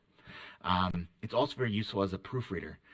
We can give it a document and say, please read this and correct the grammar, or read this and suggest other ways of phrasing, or suggest, tell me how this might come across, right? So using it for tone, and that's very useful as well. Going back to this slide here. It has helped to improve efficiency and accuracy by streamlining the brainstorm process, by streamlining the decomposition process, and specifically in terms of optimizing web and digital platforms. Amber talked about how she could give it a snippet of code for a website or code for UCAP and say, hey, this is how I've done it. Is there a better way? Right? Is there a more streamlined or more efficient way of writing this snippet of code, or is there a way to make this more secure? And that's something that I think is extremely useful. In that, if we're able to figure out how to make it far more secure, then we'll have no issues with data breaches, and that it just protects our data and protects our schools. And that's kind of it. Other than this as the most important part of the entire process, and something that we talked about at length on staff, is that AI is a supportive tool and not a substitute for human judgment. AI is a supportive tool, not the one writing everything, right? If you just use AI to write something, you can tell. And it is not human, and we want to make sure that when we are communicating with schools and writing things, that it's us, right? That it is a supportive tool for helping to brainstorm and helping to find holes and helping to accentuate, but not the end all be all. And secondarily, we find that it's important to learn and understand the tools that our students and teachers are using. Students are using this. They're using it to write their essays. They have to develop tools to figure out if the essay is written by the student, and then they're developing tools to trick the tool that's supposed to see if the kid's writing the essay with the AI. And if we allow ourselves to not understand and to not know what's going on, then we'll fall behind, and we could be not as efficient, but not even that important as efficiency, but just in the know and fully understanding how to best support our schools. So yeah, are there any questions? Questions from anyone? I think it's really important from my perspective for all of us to become familiar. If you haven't played with it at all, you should. We all should. And I hope that Andrew's even whetted my appetite even more to explore additional pieces. But it's not going away. It's something that will be a part of schools. We just need to know how to work with it most effectively, and for kids still to learn. In other, kids, even if it generates an essay, this is argument from some, kids still have to tell it what to look for in order to write the essay, and they still have to verify. I've heard a few times, Andrew, and I don't know if you can react, that it will, sometimes AI will, I don't know if it's Chat GPT or what, but it will generate information if it doesn't have information, and that information may not at all be accurate. And that's why I think you're telling us it still has to have a human intervention. You can't just believe what it writes. You have to look for things. Do you want to react to that? So like if you look at it like from a point of view of like a video game, the AI gets points or rewards for giving you what you want, right? And so the term is called confabulation, where it makes up information because you've asked for it. And so sometimes I'll say, show me sources. AI has gotten to the point where it can use Bing, it can use the internet to go out and find sources. And so I say, like, you're telling me this, prove it, right? Show me the evidence. And if it can't produce the evidence, then that's definitely not something that I'm interested in exploring. I was talking with Member Olson about months ago about a lawyer who used GPT, a former version of GPT to write his legal brief, and when the judge asked for the citation of a couple of the cases, they didn't exist. He was disbarred. So it's important to make sure that all the information is accurate. But as better and better versions of AI are created, that happens less and less, right? Like I personally pay for the improved version of GPT, and it's about 70% smarter than the free version, and it's wonderful. Yeah. I was looking at the faces of the three attorneys around this table to see how they would react to that. But and that's true of educators as well, because we're receiving information from kids, right? And we may be writing things. So it is to verify. That's why we triangulate data, right? And that's a skill that kids need today. So if we are not, it enhances or adds to the kinds of skills kids need to learn today, as opposed to ignoring that. I mean, it's things, life evolves as technology evolves, and it hasn't stopped. We have to jump in. So I so appreciate your discussion today, and I'm glad you're using it. We all need to use so that we'll be a little bit more familiar and conversant, right? So I'm not the one who always has to say to somebody, hey, will you find this on my phone? Or could you add that for me? I want to have that knowledge, especially because kids are using it. Yeah, and how they're going to be using it is going to evolve as well, right? And so like every generation has their thing, right? So when cars came out, the older generation saying, well, they're not teaching kids how to drive horse and buggies anymore, right? And as time goes on and as technology evolves, there's always that, like, well, they're not doing this anymore, right?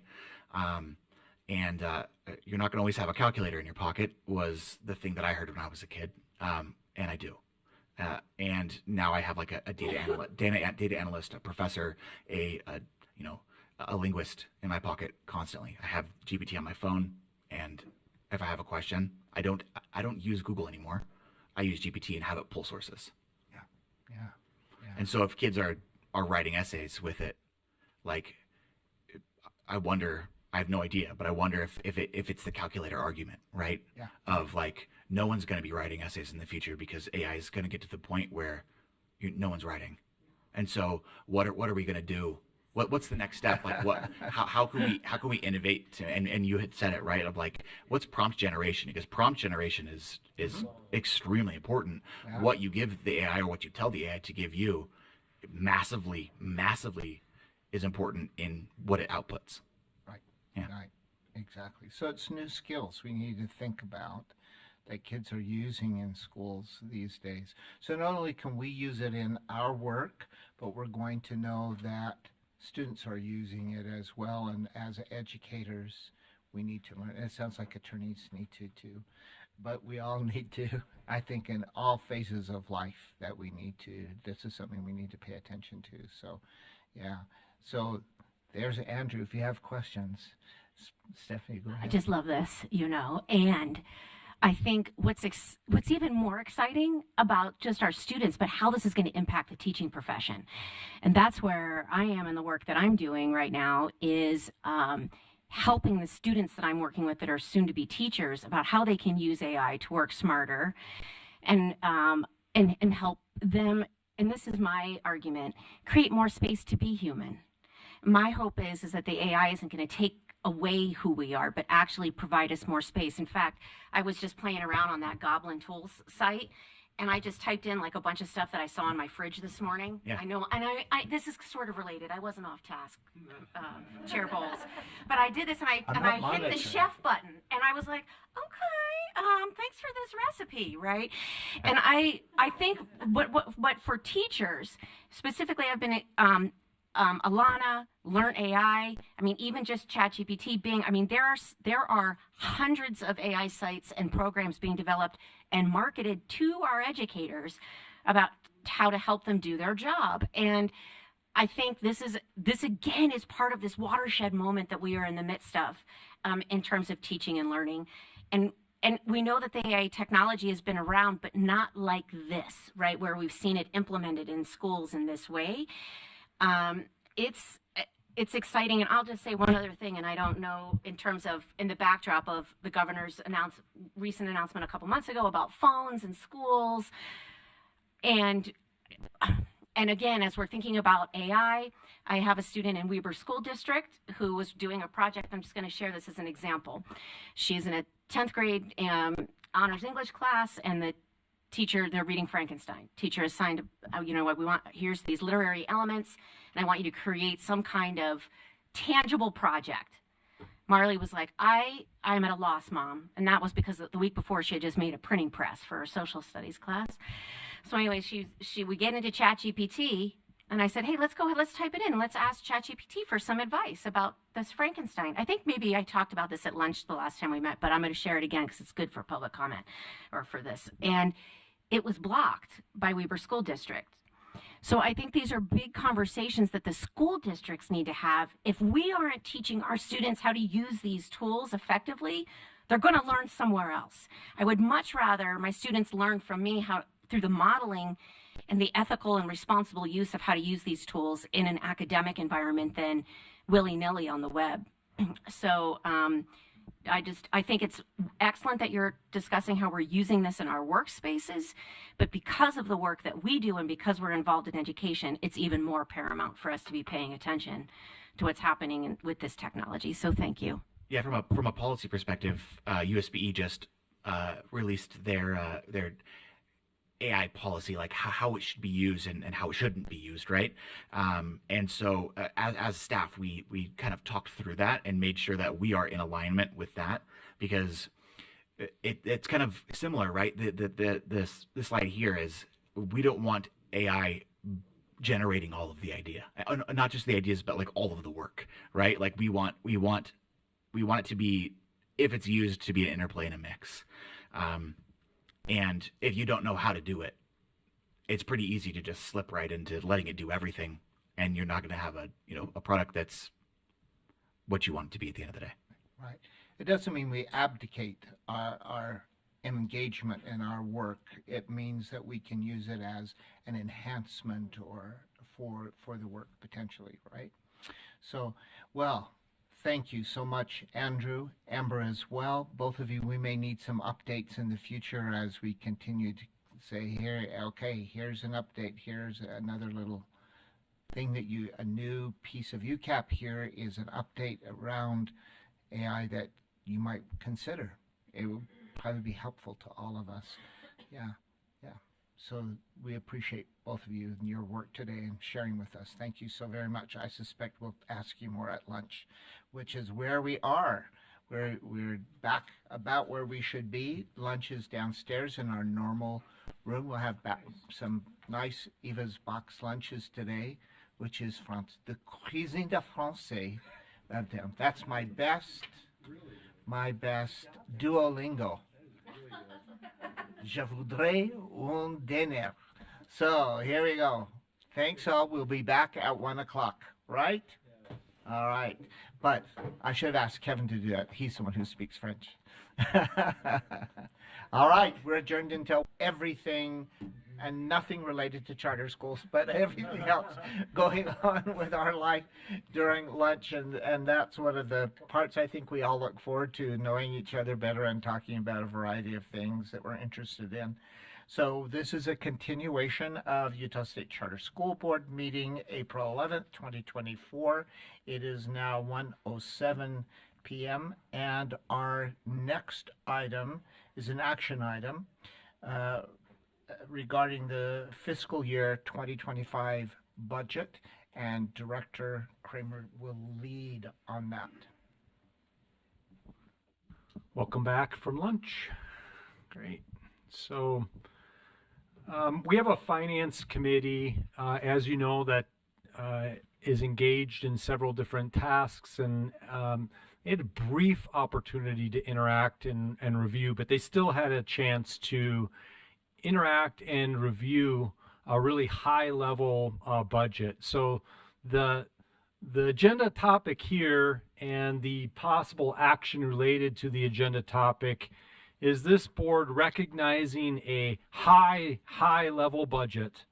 We're talking no expenditure details, a little bit of breakdown, but not much.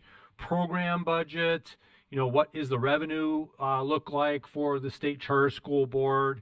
And the reason why we're seeking our board, both our finance committee, to give it that brief review. They didn't have a lot of time. We didn't get it in the same, but either way, they had some time, and I think they could speak to it just at a high level. And same with me. So the action item here is for the board to consider approving this high level budget so that the USBE can matriculate it into their much larger budget.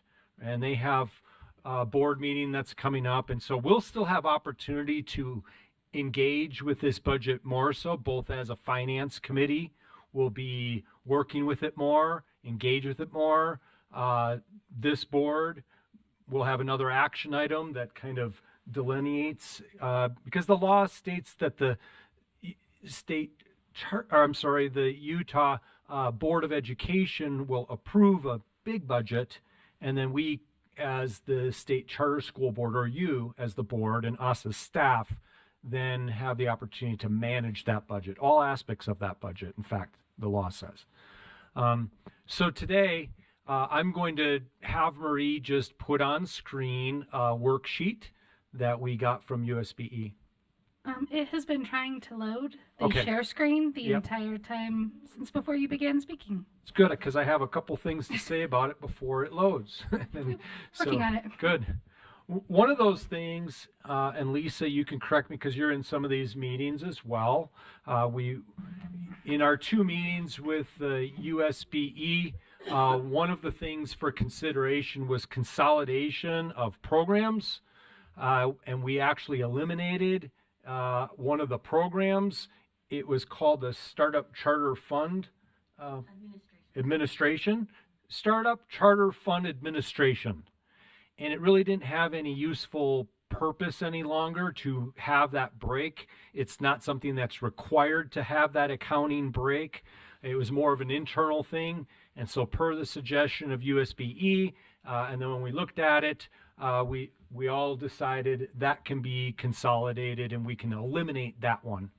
Okay, so that was one of the things that you'll see reflected here and that I mentioned in the Finance Committee meeting. One of the other aspects to this high-level budget is that USBE presented the revenue in, the amount of money that we would receive legislatively to run charter program. As we interacted with it, we verified those numbers, and we thought that was our opportunity to just kind of verify and also be part of it. And so conveyed that to the Finance Committee, that staff looked at this and also verified those revenues in for the 5 different programs. I think there's 5 programs. So we had an opportunity to just verify revenue amounts. And then another step that was taken at a high level was ensuring that our good staff, the people that do the work, get to be, they're still employed, right? We have the money to cover the work that they do in their positions. And so that was a sharing of information from USBE to us, and then us verifying that as well. So we would kind of do collaborative work, but yet independent work. We think that was important to kind of go about it that way. So these are the things in a brief meeting with the Finance Committee today reported on.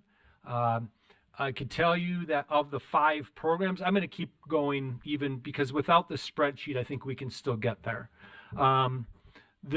One of the programs is Startup Funds, and we received the same amount of funding for fiscal year 25 as we did in 24. And that's a really good thing because it was being discussed in legislative for a while, is that the ongoing fund amount might change.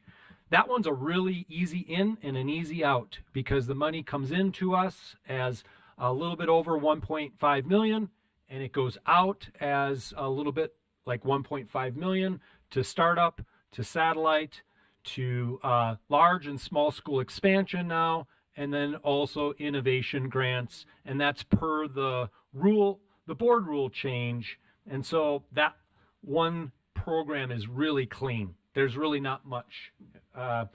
Then there's 2 other programs that are managed. I think they're both called PGB, but I could be wrong. PGB programs. Great. What does that stand for? The appropriation unit. Yes, appropriation unit. And you could tell we rely on Lisa a tremendous amount for this work, which is great. There's 2 $200,000 amounts that are also really easy in and an easy out. They're meant for technical assistance. They're meant for professional development. They're meant to support outside organizations that we contract with to provide professional development and technical assistance. Oftentimes that looks like because there's not a lot of competition in this space, who's an expert in charter schools and in our state, so they know Utah charter schools, and they're really good at providing professional development, and they're really good at technical assistance. There's not a whole lot of RFP that goes into that because there are association and there are a charter network. And so oftentimes, so that's a $200,000. And if you scroll to the bottom, Marie, I started at the very bottom because I think it's the easiest program to see the in and out. It's a little bit like 1.5 million. The next 2 represent the $200,000. Those are the PGB programs. And then the top 2 are programs that are associated with our running of they're everything else for the administration of the work that we do. We really strive to be good stewards of these funds. We really are appreciative of these funds.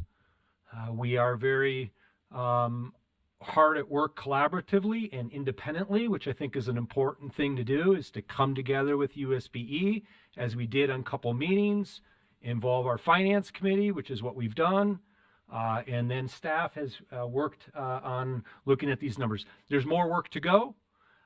We're looking for the board to have that general understanding, that high level of where we're at, so that we can possibly take action that moves it into the USBE's budget. And they have other iterations too. They won't be quite done either, but it starts to get it into their board meetings. So Finance Committee, I know we had a brief meeting, but do you have anything else that you thought was valuable to share as the present before we take questions and before this board considers an action?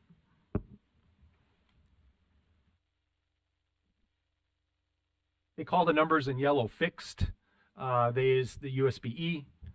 Fixed represent people. So really consider, we don't want to have anything that negatively impacts people's livelihoods.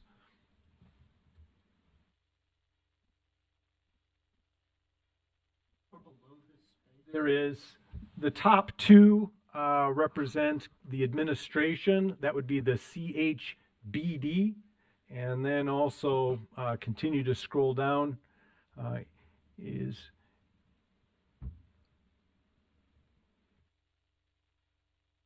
CHFA. And if you scroll to the right, Marie, it gives this board context as well. In column P, kind of shows, so on line 39, that's raw salary amounts and raw wages. And the line 40 through line 47 probably are the associated benefit costs and other personnel related costs. And so P gives us, now the finance committee will do more refinement and more work to go into a little bit additional layer of detail. But this is the high level that we're presented with. Chair Bowles, did you have another question? I just kind of rambled a little bit. And we appreciate the Finance Committee working on this as well. I don't know if any members of the board would like to have a copy of this. It's all in that, being a responsible steward. I know that you want to make sure as things are in place, we do have our Finance Committee. I don't know if anyone from that committee has any reactions, or if you've looked at the detail more, if there's anything that anyone would like to talk about. Any questions from the board relative to this? Would some of you like a copy of this spreadsheet? Would that be helpful to you? I think probably for all of us. Yeah, so that we see it. One of the key responsibilities every year, of course, is that we are making sure we are within budget, that we live with the budget and are within that the money. That's one of our key responsibilities. So that'll be very helpful for us to see that. We hire an executive director, which we already have an A+ for that. Now we have finances that we also need to pay attention to every year, and that we are following policy and process. Those are really generally big categories of responsibility that we have. So we're really work hard at that. So it would be helpful for us, I think, to be able to see those. We're looking at the budget a little differently than we have in the past. As Director Kramer is talking to you, we're looking at just general categories, and some of them are fixed, right? We're not going to play with those. But other categories, there may be some little bits of play here and there, and we know our budget committee has looked at them as well. So I think at this point, I think what you're asking for is that we give, that we High-level approval? approve of the budget in these categories. Vice Chair Phillips. I just wanted to ask one question relative to the research going on about whether it's beneficial to stay at the USB offices or at some point to transition to another location. I'm assuming that you've just brought over the anticipated expense as though we were staying here, because we wouldn't be moving unless for some reason that gains, at the very least, a financial advantage. Is that correct? Correct. Okay. Yep. That's what it looked like. Right. So thank you for confirming. You got it. Yep. And that's in one of those items, right, Lisa, to one of those lines reflects our contribution to this building, and that's, okay, because we do have energy costs and other kinds of things we contribute to that in this building. All right. So that, so the request at this point is that we give approval at this point. Know that we can always, we really do have to have a budget approved. And I really think the statutory deadline is like mid-June, June 15th, something like that, even though it doesn't go into effect till July 1. I think that and that gives Scott, for example, time to make sure everything's locked in, and he needs that. So they need that from us as soon as possible. And so if anyone would like, I'd be happy to entertain a motion if you're at that point. I'll make that motion. I'd like to move to approve the high-level budget as it was outlined to us today. All right, so in these general categories, this high-level budget a motion to approve. Is there a second to that motion? I'll second. And a second from Member Olson, original motion from Member Bassett. Any further discussion? Okay. This is not discussion, but I'm just asking to make sure that we each have a copy of this spreadsheet. Would be, I think, really useful for each of the board members to have so that we can be good stewards as we look at that, not to micromanage, but to be good stewards. That will help us to look and to give good feedback as we continue. And I'm going to say to the board, if at any point there are any pieces that you would like to reopen the budget, know that you have that prerogative and should say that sometime in the future so we can notice it and put on the agenda if you think there's a need to do that. And I think probably staff will be doing that periodically too. So, all right. If there's no other discussion, I'll call for a vote. All those in favor of the motion to approve, say aye. Aye. And I'm not seeing any opposed, so I'll declare that a unanimous vote in the positive, so in favor of that motion. So thank you to Director Kramer. Lisa, thank you so much for all the work that you do on a daily basis to make sure all the little details are taken care of, because this is just a broad view. We know the devil's in the details, and that's where you really are making sure things are taken care of. And so, our budget committee as well. Thank you so very much. All right. We are fortunate today, too, to learn from Brendan McGinn. And Brendan, as you know, well, we know as our team member, one of his primary responsibility is our portfolio specialist, and that's a big job in itself, though he contributes in a lot of other ways.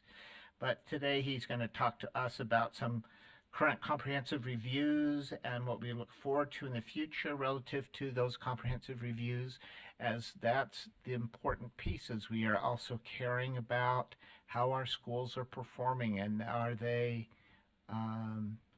also have to be within the law and follow policy and procedure and process and have the money that they need to without overspending. If they don't have money, it's not a very good sign, right? Yeah. So all of those kinds of things. So Brendan, help us to learn. Thank you.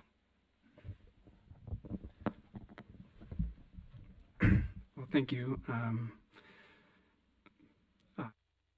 I'm grateful to be able to present today. It's been a while since I've done so. And I think it's obvious that with comprehensive reviews, and that's the focus of my work, we could talk for hours. There's a lot there in terms of the process itself, the results from the schools that we visited, and what we're going to do in the future. So this will just be a glossing, just a little touch on each one of those things today. So thank you.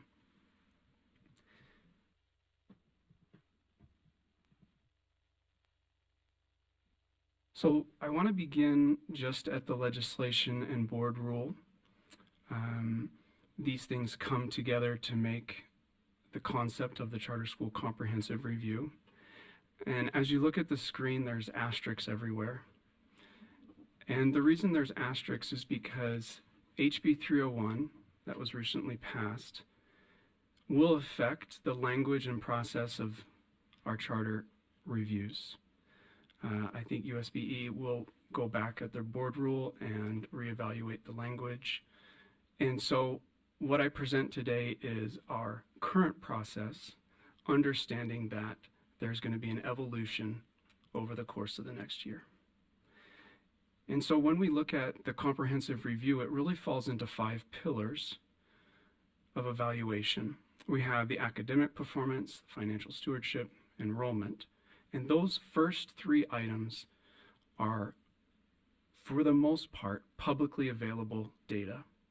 We lean very heavily on USBE and their data and statistic team for the academic performance, as well as enrollment history. And so, but as we move to number 4, which is the charter fidelity, that's when our role as an authorizer really comes into play, into how we want to evaluate that That is one of our most important roles. And number 5 is the board governance performance. And I only draw this distinction because I've said this to many of the schools that I visited, that while there are compliance components to the governing board performance, what we stress and what I stress is that really the governing board performance is the first 4. Because if the first 4 are performing well, then the governing board is performing well. Yes, there are some compliance things, and we acknowledge that. But really, when the authorizer begins to evaluate a school, and specifically their board, the first 4 is what that's what we value the most. So, to summarize, this is where we're at, but we're going to change with HB 301, and I want to talk about that later on. So as we go through the process, this is actually a relatively simple slide that just outlines the steps. So of course we compile the data, we meet as a support team, we go through everything from their school grade, although we don't have those anymore, their school rankings, their retention rates, and also historical context to understand where the school has been and where they are now. And we create a first draft, which has a detailed SWOT analysis, which is their strengths, their weaknesses, some opportunities, and perhaps some threats to the school. We then go to the school and we do a site visit, and we really engage in collaborative discussions with the school leaders. And I often tell them that it is very challenging to evaluate a school if you've never set foot in the school itself. And so we look for those characteristics not found in the data. And then finally, we come back and we make a final document that incorporates our observations. Return that document to the school board so they can share it out with their community. And with Amber's help, we're going to put this in a way that is publicly available so the public can also look at the work that we're doing and at a holistic view of the school. I just want to make one point about this slide, is that it's deceptively simple in that many authorizers do a data dive, they do a site visit, they create a report, and then they communicate with the school. And that is a really one-sided conversation. And what I'm trying to argue with this slide is that the conversation with the school is in the valuable middle part of this process. We're talking through these issues before we've produced something that we want to say is the final evaluation of the school. I wanted to focus a little bit on the SWOT analysis. It's an industry term. There's probably better vocabulary words, but this is what it is. And I wanted to show an example of a school that we want. The data isn't, the words doesn't matter. That's not the point. The point is that this is what we spend the majority of the time talking about with the schools. We talk about their strengths. We understand how they got there. We talk about some of the weaknesses, and those can be challenging conversations, but they're important. We talk about opportunities, and generally, although there have been some exceptions, the threats for schools, which again, probably not the right word, center on competition from other charters, traditional public schools, voucher programs, and things of that sort. But the real reason I'm showing this slide is because at the bottom, we outline how we, as the SCSB, want to provide support based on that analysis. So those 4 in this particular example of supports that we want to provide are specifically to address the weaknesses and the opportunities of the school. And this is really valuable for the school and building our partnerships with the schools. We've leaned into the mission of being a supportive authorizer, and this is an important step that we wanted to take. Now, I've been in excuse me, I've been in public schools for a number of years, and I know some things, but I don't know everything. There's people in this room who know more than me. But ultimately, with the schools and their support, it's not one person who's going to solve it. And so these conversations actually are centered on which levers we can pull as the SESB to help the school. This could be support from USBE. This could be support from our advocacy groups. This could be consultants. This could be a charter management organization that we feel could come in and support the school. So this isn't us saying we're going to solve this problem. This is us saying we're going to help solve this problem by pulling the levers that we can. And that's the intent of that. This slide I actually threw in as a little bit of a bonus, and it is a shout out to these schools. Obviously, the SCSB has been doing comprehensive reviews for many years, but we pivoted to saying out loud that we wanted to be supportive with Dr. Kramer and Ms. Stephenson's leadership. And so these 8 schools were the first schools in which we said, how can we support? We're going to come in with a little bit of a different perspective. And I want to acknowledge these 8 schools because they were absolutely fantastic in the way they responded.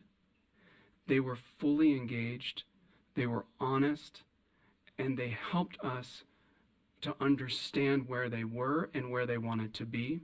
So I just wanted to give a shout out to these schools. So to summarize all those things, where are we right now? Well, as you know, we have the legislation that tells us that we need to review after year 3, year 5, and then 5 years on. So we actually were playing a little bit of catch up with the school year 23 cohort, which is on the left. And I just wanted to report that all these schools, we've completed our reports and we've visited almost all of them. There's a few that are scheduled to be visited in the next 2 weeks. And there's one school that was going through a change in their leadership, which is absolutely fine. And so we're just waiting on them to schedule that one. So this is just a point of reference for you to know where we are. We also have the school year 24 cohort, another group of great schools. We've working through this list, creating our drafts and communicating with the schools. And I anticipate that we will be able to finish this by the end of school year 24, although the visits themselves may run into the summer or the fall. And that's just the reality of the time it takes to do this the right way. So this is just a summary of where we are in terms of the process. But as I mentioned, we want to also look to where we want to go. And we really can't discuss the future of the comprehensive review without talking about HB 301.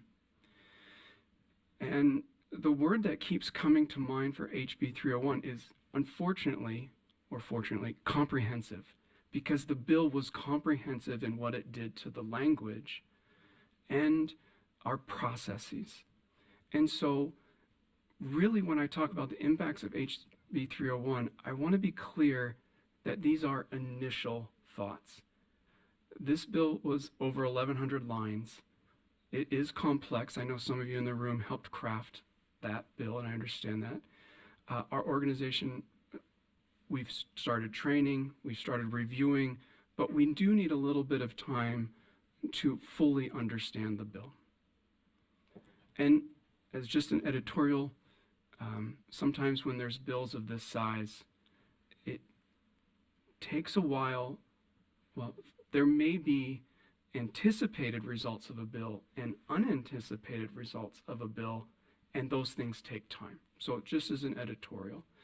And so when I present these 3 impacts, realize that these are just initial thoughts. So number 1, there's an emphasis on charter school, the actual school itself creating its accountability measures to us. And actually, the correct word is probably a re-emphasis. It wasn't that it was not there before, but there's a re-emphasis on charter school created accountability measures. Number two, it gives us a little more flexibility in how we do school evaluations. And then number three, it helps us overcome this one-size-fits-all review. The first step for our comprehensive review process is to create an academic framework. We've partnered with the National Charter Schools Institute and specifically their A-Game program. I'm just going to read the quote that says that the A-Game creates responsive goals that are designed to capture all student learning, especially the learning that is not captured by state assessments and traditional measurements.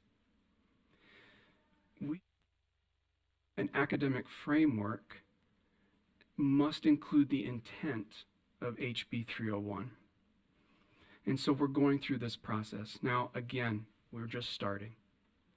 We've met with them just a few times, and it's going to take a while to complete this work. But I wanted to give three main ideas here, or where we think we're going.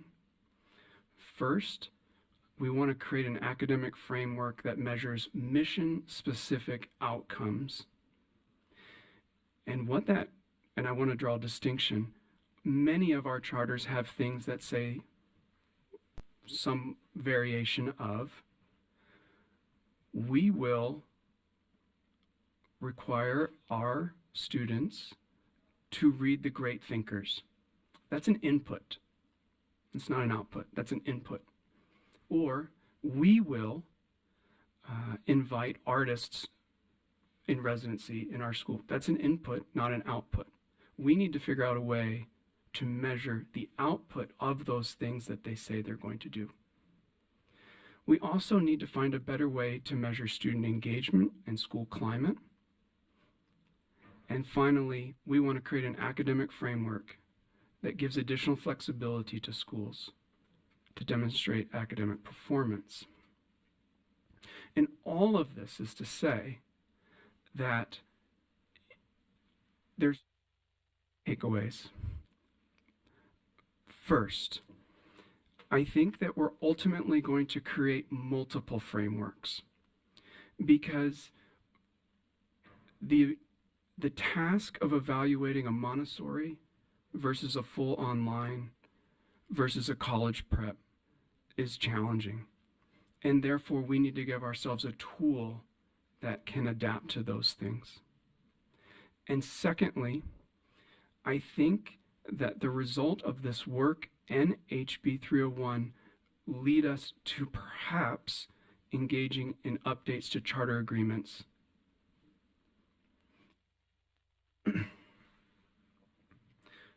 So to summarize, I think this is where we are. First, we have to complete the cohorts of school year 23 and 24. We're going to do it in our current methodology, focusing on these collaborative conversations, which I think have been successful. Sample size of 8, but still, they've been successful. Number 2, we are going to continue to build out this framework that incorporates the intent of HB 301 and then move to following the administrative rulemaking process before implementation. And then number 3, we need to create a comprehensive review calendar. I want to pause on this note. I believe that there's a little remnant of the pandemic in our comprehensive review process, and that is it stalled the ability to do school visits. It stalled the ability to look at school academic data because there was a couple years of asterisks, again, data. But we need to create something in which schools know when we're collecting the data, when we're doing the school visits, and when we're producing and publishing the results. And I think that'll be easier for schools and for the organization. And then the last thing is that we're going to apply this new, our goal is to apply this new improved review to this 25 cohort of schools. I put 3 asterisks there just as a reminder to myself, that in school year 2025, we actually have 3 schools that will be celebrating their 25-year anniversary since they've opened their doors, which is pretty incredible. This will be the first 25-year school reviews that we do, and that is Pinnacle Canyon, Soldier Hollow Charter School, and Uinta River Charter School. And so I'll be excited to apply the new review to capture what those schools are doing for their communities. And that's just a little overview of where we are. And that little overview of all the work behind all that. So a tremendous amount. Member Olson. That report was excellent. You mentioned that this evaluation process will likely lead to revising charter agreements. Can you just elaborate on that? I assume what you mean by that is there are deficiencies in what schools have included in what is presently referred to as an Exhibit A, perhaps in the measures that they have, the school-specific goals that they have. And as you evaluate and maybe they're not meeting those goals, they're going to have to look at setting new goals. Is that what you're getting at by that? I'm just curious. It's a very good question. Thank you for that. There are aspects of what you said that are true in terms of room for improvement, meaning that in some cases, what was put into a charter agreement has changed just by the change in education testing. For example, USB has changed the wording of SAGE to RISE, and we have charter agreements that refer to SAGE testing. We have charter agreements that refer to DIBELS testing, and now we use Acadience, and therefore it's not an apples to apples comparison, therefore we can't use it. And the reason I bring that distinction is it wasn't that the original goal was poorly written necessarily. It's just that there's an evolution over 20 years of education that requires a change and an update to the charter language. Does that answer your question? Yeah, that's helpful. And thanks. I should have emphasized this more than I did, but excellent work. We appreciate all that you're doing and the rest of the staff who are engaged in this effort. This is outstanding. So thank you. Yeah. Let me build on the answer. I hope that I'm not taking a soft task from what Member Olson's question, but it seems to me that when we create charter agreements, we may be better at writing them in this way. You just talked about it. These are inputs as opposed to the outputs. And we may need to write agreements that talk about outputs, not just the inputs. It's the difference of writing really good learning objectives. If we say we want students to understand mathematic concepts, it's not the same as students will demonstrate the use of whatever mathematical concept. I had a really good one in mind and then it just went out, and that's what happens when your brain gets old. So our order of operations, that came right back. See, it's so good. I have a good recovery time. So my friend who said, I have a photographic memory, I just don't have same day delivery. And that's mine. At any rate, so if we said mathematical principles, instead we'd say students will demonstrate appropriate use of the order of operations is more specific. And we may need to write, if we're evaluating schools, we need to be very specific in those agreements about what are the measures that we will use. Now that we have this flexibility to say, all right, for this school, what are those, not just, we'll be able to talk about all the great writers. Well, we need to be more specific, right? And create, what are the outputs, not the input. Yeah, go ahead. I think you're exactly right, and I appreciate that. And to build on what you said, because you used the language of encouraging them to include into their agreement a measurable output. But the switch, and I feel like the thing that we need to emphasize as we go through updating our charter agreements and that language is the school should come to us with how they will reach that goal. Yeah. And how they will demonstrate that the charter itself is leading to this thing, and taking a little bit of the burden off of us to come up with that language and shifting it to the school and their leadership. That's part of our two-way agreement. I would argue that's our two-way agreement about how will we measure those outcomes, and that should generate from the school. And we say, yeah, we feel comfortable with this, or how about this, if there was something we were concerned with. But we establish those up front so that at the end we're sticking to those, not to, okay, I know you said you're going to do this, but we want you to be doing these other things too instead, so that we come to that. Yeah, Vice Chair Phillips. So thank you so much. This is such a great direction, and I'm glad that we've had an opportunity to hear about your thinking and how you're finishing up sort of people who are in the process of going through the comprehensive review as it was, and then moving to something else. So a couple of things that I'm hoping members of the board understand, and I know you've all been kicking around in charter schools for a really long time, but when you think about what most of our schools had from the late 90s through about 2014, so, you know, maybe even 2015, so less than 10 years ago, they had a charter application. And not only did it become immediately obsolete, I know the charter school I worked with closely had Iowa tests written in there, right? Not even CRTs, that used to be an actual test and not a bad word in our state, and not SAGE even, but Iowa tests. And so anyway, you not only had just this application, but the application goals, because of the way we asked for an application as a board in previous eras, were almost all fulfilled within a handful of years of opening and operating.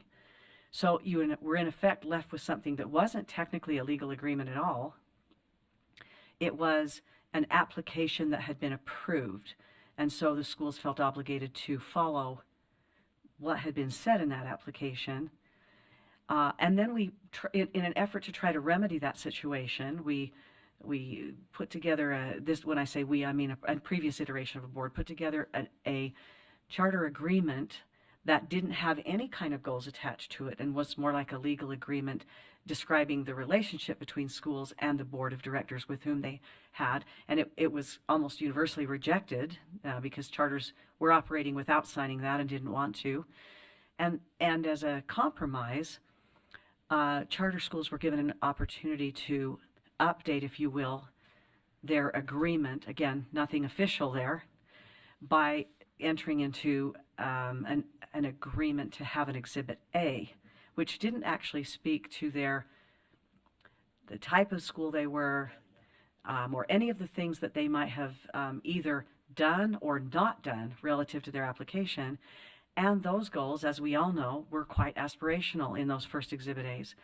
So so what we're left with in 2024 is a majority of charters who have no agreement with the SCSB, and a bunch that have an Exhibit A that is aspirational, and some that have neither. And so getting our schools to come to us and giving them and a lot of schools who wanted to amend their charters because they were obsolete in terms of what they referred to, in terms of key elements, in terms of the target population they thought they would serve, now they were serving another group, were reluctant to come to us because, one, we didn't really have anything in return that was sort of worth the risk of perhaps getting their hands slapped, being told they're not doing what they said they would 20 years ago, etc. Okay, so I think the whole idea of not just sort of revising the framework, but that works in combination with a really good bilateral agreement that gives them, you know, the right very explicitly to be running this school as a public entity, and then obligates us to provide support, but that also gives them the opportunity to embed in their agreement with us these educational outcomes that they and we want to hold them accountable to. And one of the things I'd like to point out too is that as a term of industry in education, academic has almost invariably become associated with state summative assessment. Whereas when we look at, and this was very deliberately done in HB 301, educational outcomes, we're now at the point where we can, with that term, where we can take into consideration both the minimum academic requirements already required by the USBE or greater ones for those schools whose focus is strictly sort of grades and results on tests and so on. But we get an opportunity to look at instruction, teaching, learning, development, improvement, things that are very educational and very much tied to students' opportunities, whether in career or college later, such as graduation, right? Or credit recovery, or other things, depending on what the school is authorized to do in the first place. And allows us to do that very thing. We move from, because education is broader than academic, but it still includes academic. And that's one of the reasons that we use that language very deliberately, is because we move from essentially the theoretical or single industry standard to something that's much broader for our charters, because we authorize them on bases that were much broader than just what they would get on the RISE test, right? And so I'm very, very excited about how this does broaden our ability not only to have a different kind of framework and to encompass what our schools were authorized for in the first place, but to invite them back to the table, which they've been reluctant to come and sit at, to have something meaningful articulated between their authorizer and them. And that helps not only us, but it helps that whole charter world by extension. I think this is something that other authorizers would be wise to imitate as they're looking at their schools as well. So thank you so much for your work. Other members of the board, additional questions you might have? I have just 2 or 3 things, Brent, just to touch base with you. So that means, Brendan, about approximately, and I know it varies because of where someone is in the cycle, and sometimes someone has to be earlier and then repeat in another couple of years. About how many schools per year are you needing to review to complete the comprehensive review?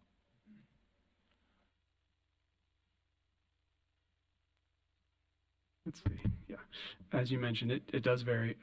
If we had to take a guess, anywhere between around 25. Okay. If we had to take a, Which is a massive undertaking. Honestly, that's a massive Correct. undertaking. I just wanted to highlight that, to say that that is a massive undertaking. And I'm hopeful as you come to the place where that's able, and I know you're in transition, but I know this board would be interested in always reviewing that, having an opportunity for you to come back on the board and saying, these are the 25 schools. We get to know them better. We get to know the schools better. It helps in that way that we have opportunity to praise good work that schools are doing in this forum. Would be really useful at one point to be able to, here's my report from this year, and I know you're going to make those public as well through UCAP, because you said Amber's involved, so I know that means UCAP from today. And so we want to make sure that, though, that as that's made public, that I think we would all like to be able to look through that list. So we have things to talk about too on our schools. We appreciate that you have this and that we can look at those in schools and see what's going on. We get to know them better. So I also want to ask, we know we have, as you indicated, a group of schools who are on a new timetable in this way. They, after their 3rd year, we don't authorize, it's not an evergreen authorization now. They have to go through like a probationary period, right, before they become a career educator, like teachers do. So when they're in that provisional those provisional years are going to come back. When is our first group? Is that next year that we'll review the first group who are in that, or is it 2 years? It's getting close. When will we review that first group of authorized schools? It's probably only 2 or 3, I would suspect. I believe it's next year, but I will double check on All that. right. So next year we would have, I think, 2, maybe 3 schools that we look at as completing that third year review. That also we need to be thinking about. That's a big process as well, because we've never done that before. When we are now saying we're passing you from being provisional to career, and you are, then they have that evergreen look. But we have that responsibility, so we should be thinking about what that includes as well, and how we manage that, and do they come here and do a presentation for us? I'm just saying for whomever, for Director Kramer and for Ms. Stephenson too, to be thinking about that comes. That just reminded me. I also like that you're involving the A game. Those of us who have had introduction now, we heard about it, but never were really introduced to it. And now we've had this last session with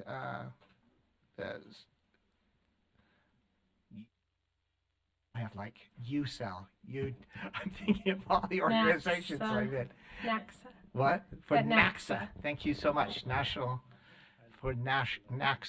So we saw some of and liked it very much. And I know some of you are continuing to stay involved with the A game and learning more about it. So thank you. There's no reason to reinvent the wheel if A game works for us, and if that kind of a process. And I know you're still in the evaluation time to decide if the A game is where we need to go, and some are continuing. I think Ms. Stephenson, maybe some others are going to an A game. Chicago, May 2nd through the 3rd. May 2nd and 3rd. Okay. Marie, myself, and I think Amy Pace. All right. Wonderful. Yeah, and Amy. Oh, good. That'll be a good introduction for you, Amy, to jump right in full speed into that A game too. You'll get to meet folks from around. So that's a good thing to do. So if we decide that that's a good place, then we don't reinvent. And I like that look at that. One other thing, and I know SWAT, you may or may not continue SWAT into your new process because you're in transition. But I wondered if there's a place in that SWAT where, you said these are some ways we can support. Do you lift those then off that SWOT analysis? Do they go on someone's action agenda that says, and the weaknesses, here are some places that we need to jump in now to help schools? I just don't want the SWOT analysis to be the end. For that to be the period, because now you've done all that great work to allow us to now help a school who has a weakness or two, that we can support them, and other ways that we can support that you listed on the bottom.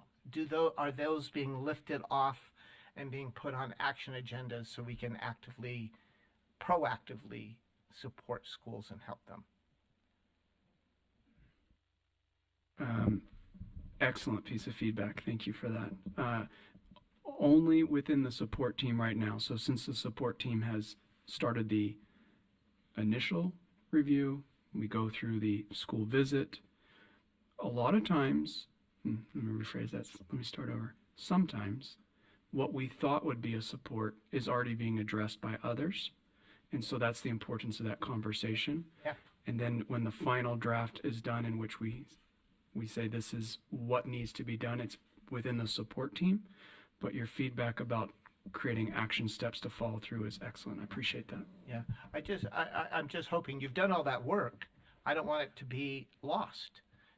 That's the end point, because it really is bridging into what we can be doing into the future to support schools in various ways. So that really should be the bridge point, right? Some of the things you're talking about, strengths and praising the school for good work, may not go a lot more than that, other than we get chances to those, maybe the schools that we highlight here and some other things. But those other pieces should bridge into the future, so we can are always in continuous quality improvement with schools, right? And that those can be lifted. And I know you're in transition, so that I like SWOT. So you were apologizing for a SWOT analysis. I think SWOT analysis is great. And so maybe you can, those pieces, I hope that you'll consider retaining pieces that say, all right, based on our review, we don't just say, this is how we've reviewed you, but this is where we, in our conversation, we agree that you are, and this is what we're going to help you to do into the future. There's always a bridge element to it that is a support to schools. Yeah, that was enough for me to say. And I was excited when you talked about the 25th anniversary. We'll have to consider that, what we can do to acknowledge those schools who were the pioneers in among charter schools in the state of Utah. All right. Any other items, anyone? It was an information item. Okay, some of us always have something I have to say. My poor students, you can imagine. I always have something to say. They always think, here he goes again. Okay, so, yeah, wonderful. Yeah, Member Cisneros. This is not to hold us from leaving, but typically about this time of year, we discuss whether or not we're going to support our high schools in their graduations, and I have not heard anything, so I'm wondering if we're going to continue that tradition or not. That is a good housekeeping item, and you're saying that, it sounds like you're supportive, and I suspect to a person around this table, we're all supportive of that continuing, and so thank you all for helping us to get that list so we can start to sign up, and that's what we've traditionally done, to say we'll attend these various graduation ceremonies. Thank you so much. Thank you for reminding us. Thanks. Other housekeeping points of privilege, other kinds of things you want to talk about before we conclude? All right. We're very close to on time, having some back and forth during the day, and that's what happens as we meet. We meet again.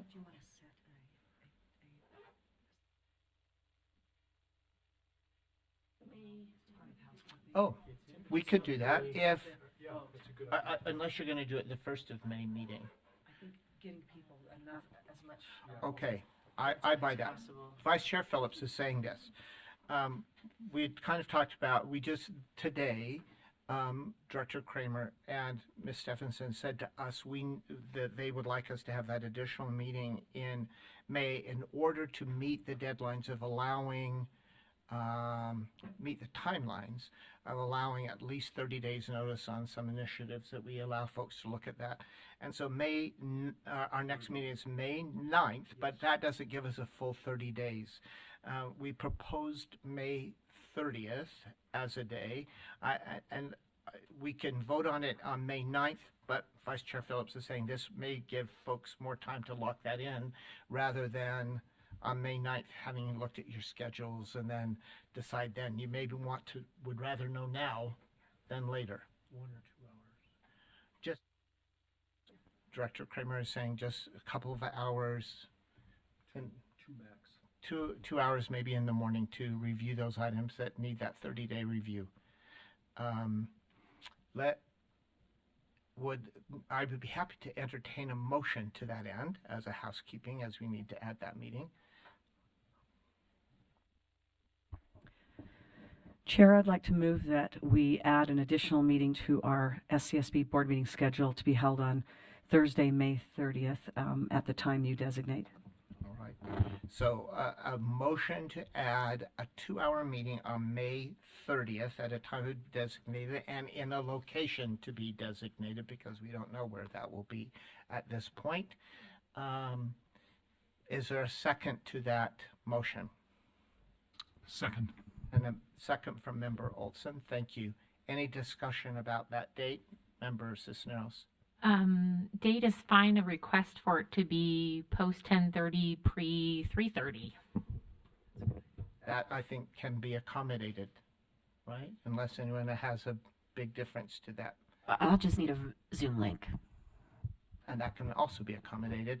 In fact, Director Kramer has offered if anyone wanted to Zoom in, we'll have an anchor location and we have a policy to accommodate that. If anyone else needs that same accommodation, that can be taken care of. All right, but we're hearing then a May 30th meeting, adding some detail to that motion that it be post 10:30 prior to 3, So those 2 hours within that time frame, if we can. So maybe even, yeah. So within that time frame. Any additional discussion? All right, seeing none. All those in favor of that motion, say aye. Aye. All right, and I as well. I rule that will pass unanimously, and we will plan. I'm gonna write it down right now so I don't. Otherwise, somebody will schedule a dissertation defense, and it's really hard for me to say, "Oh, you know your defense." We can't do it then after all. I forgot. Oh, Right? I have to be there. I always have things to say. See, so I have to be there for this. But I will not be, as we're saying things to say, I will not, again, I haven't missed board meetings, but I did last month, as you know, we are going through a program review, and next month, my son, my third one to receive a master's degree, is receiving his master's degree, his MFA in Cinematic Arts from USC. On May 9th, his graduation, he presents his thesis on the 8th. Holy smoke, thank goodness. I want him to get a job. So, and so I'm going to excuse myself. And Vice Chair Phillips said she's available to chair on that day, and so that'll be good. So I'll have one from an MBA from Duke, my oldest son. The next one, my daughter, Master of Social Work from the University of Chicago. You know, all going to Chicago, and now this son from USC. So, yay. The rest, I think, are where they're going to be. All right. We'd be happy to entertain a last motion. Number 6 not here, so. I move that we adjourn.